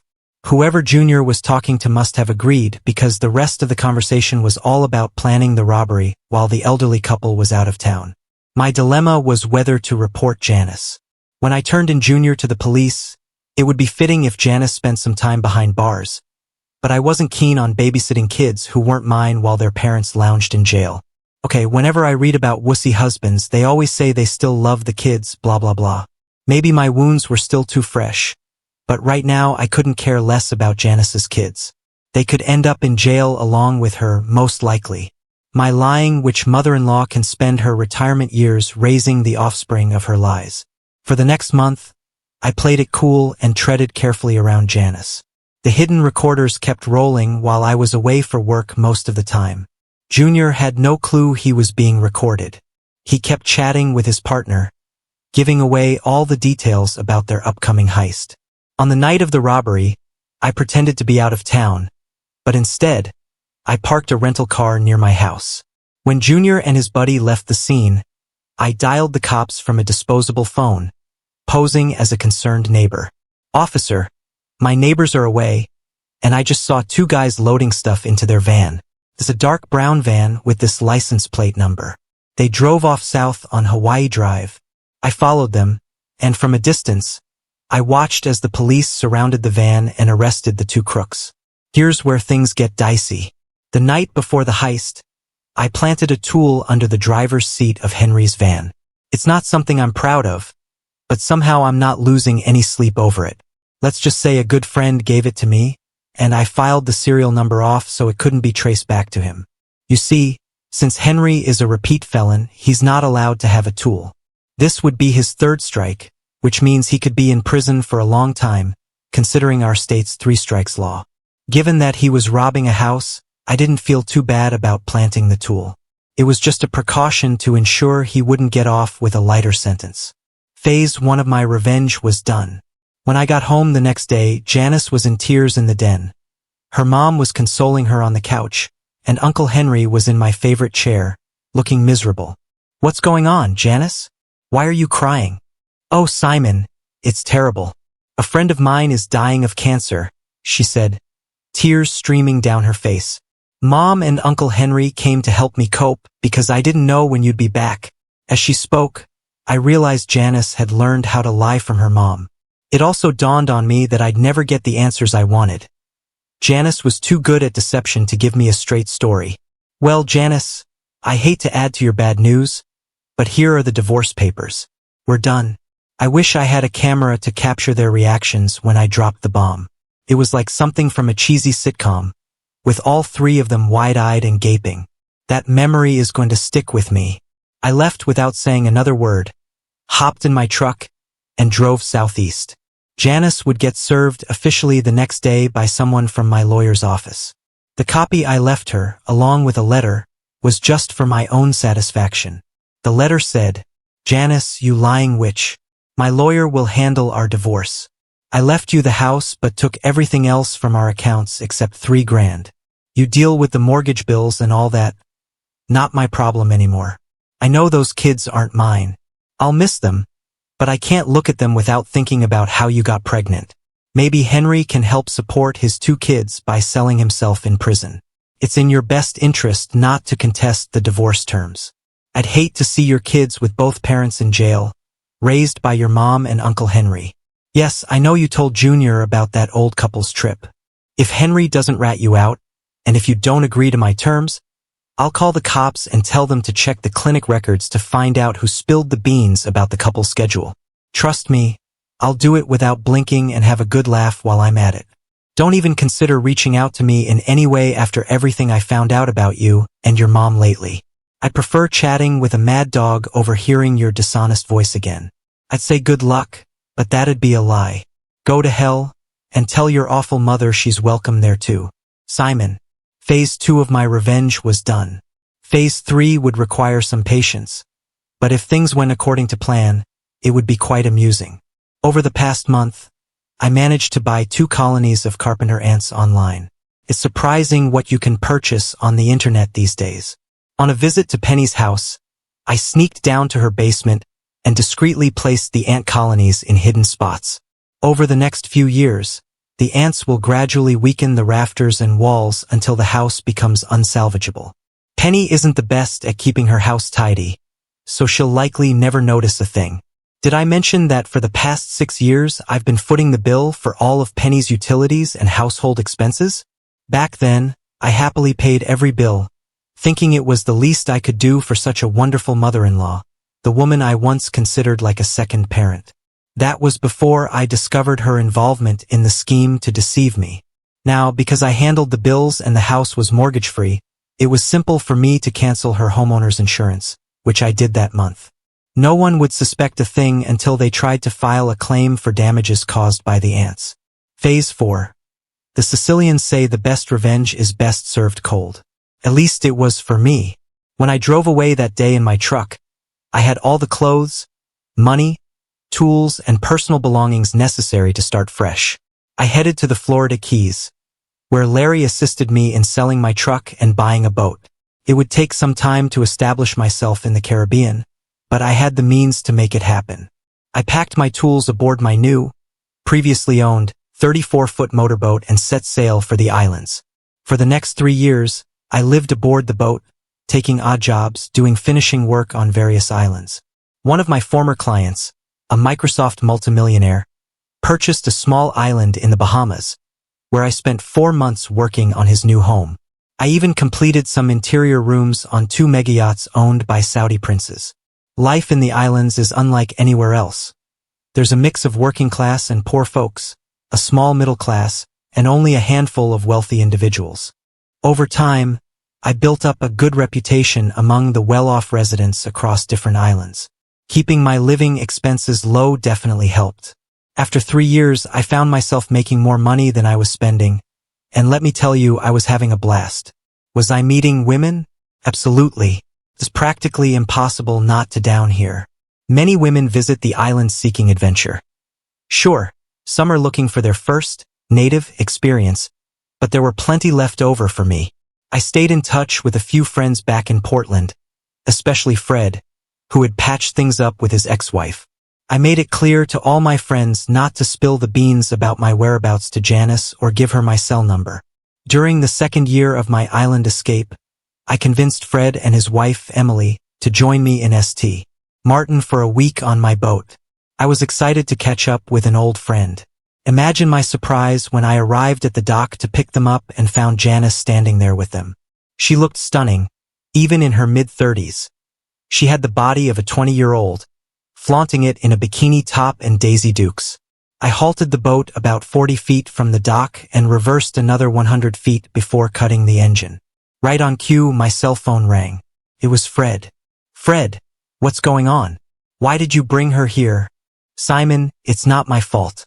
Janice has been pestering Emily for information about you. When she learned about our trip, she practically forced Emily to bring her along. Emily made it clear that if I didn't agree, I wouldn't get any action for the next year. Fred, you held up your end of the deal, so at least you won't be stuck solo for the next year. But you're not joining us on the boat this week. My bad. You might want to head back home, or if you're staying, try the casino hotel. They're usually not busy this time of year. Later, as I ended the call, I could hear yelling from the dock. It seemed like both Emily and Janice were about to blow a gasket. I called down to Kelly in the boat's galley. Hey! Kelly, coming up on deck. Kelly, a school teacher I met last year at a party thrown by my Microsoft client, was spending her summer break cruising the islands with me. And let me tell you, she's drop-dead gorgeous. We were just friends with benefits, though. She was bound to marry a millionaire someday, but for now, she was enjoying her 20s to the fullest. A week later, Fred sent me an email apologizing and saying he understood my actions completely. He and Emily stayed on the island for the week, but Janice flew back home after spending the rest of the day in tears. So maybe that was phase 4. And perhaps after that scene you, the reader, might think I was done, but I wasn't. Like they say, revenge is best served cold. It was my 4th year in the Caribbean, and I was doing a remodeling job in St. Bart's for a wealthy French family. I know some Americans have issues with the French, but my experience has been quite positive.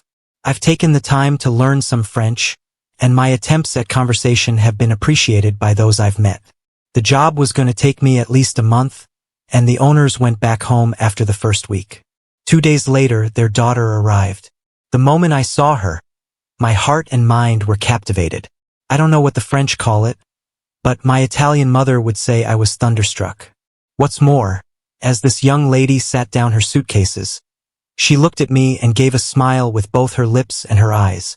Hello, Mr. Messina. My parents warned me you would be here working but assured me it would be fine as long as I stayed out of your way. I was tempted to reply that all I wanted was for her to be in my way. Excuse me, miss?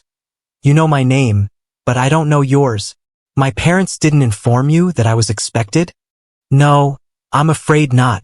Then I'm sorry. My name is Simone.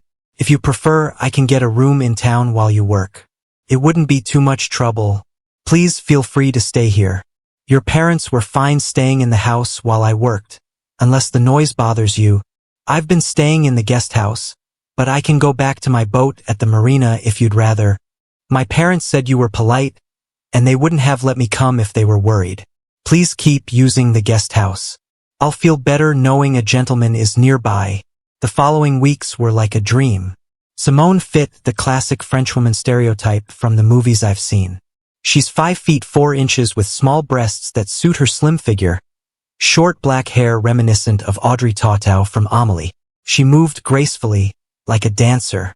I was completely infatuated, and she was amazing. Despite her wealthy upbringing, she was down to earth. Most days she prepared lunch herself and we'd eat together on the patio. During our first lunch, we joked about our similar names. Simone had a fantastic sense of humor, and I did my best to make her smile or laugh, just to see her joyful expression. I remained infatuated, and by the end of the second week, I was in love. She broke the ice. Simon, I see how you look at me, and I think I understand what it means. I also believe you're aware of the difference in our social status, and that's probably why you've kept your distance. But let me tell you what I see. I see a remarkable man who has succeeded despite the hardships life threw at him. You're not bitter. You still seek joy in life. I may be beautiful and wealthy, but I haven't achieved much on my own. I try to be kind and good, and I believe I am. What I'm saying is, please don't doubt yourself. See me as a woman who's fallen for a great guy, couldn't believe my luck. This amazing woman was asking for a chance with me. Without hesitation, I held her close and kissed her. We kissed for a while before she suggested, "Let's go to your room." We made love. I put in all the effort, remembering everything Janice taught me about satisfying a woman. She kept repeating, "Oh my God," as we went on for hours until we both fell asleep from exhaustion. The next morning, I woke up with Simone still on top of me, smiling down at me. She moved just enough to keep us going, and then she said something that made me feel on top of the world. "Where did you learn to please a woman? You make love like a Frenchman." I could have left it at that, feeling content with my new life, but there was one last thing I needed to do. 5 years after marrying Simone and a decade since leaving Janice, I sent a photo to Janice from our home in Paris. It was a picture of me, Simone, and our 2 kids. Yes, we went the in vitro route on the beach during our visit to Simone's parents in St. Bart's. Simone looked stunning in her bikini, and both Jules and Juliet had bright smiles. Underneath the photo, I wrote, "Me, my wife, and my 2 wonderful kids. Wish you a Merry Christmas and a Happy New Year. We have reached the end." If you enjoyed this video, please be sure to like and subscribe to the channel for more videos like this, and give us your thoughts about the stories in the comments section. Thank you and see you in the next video.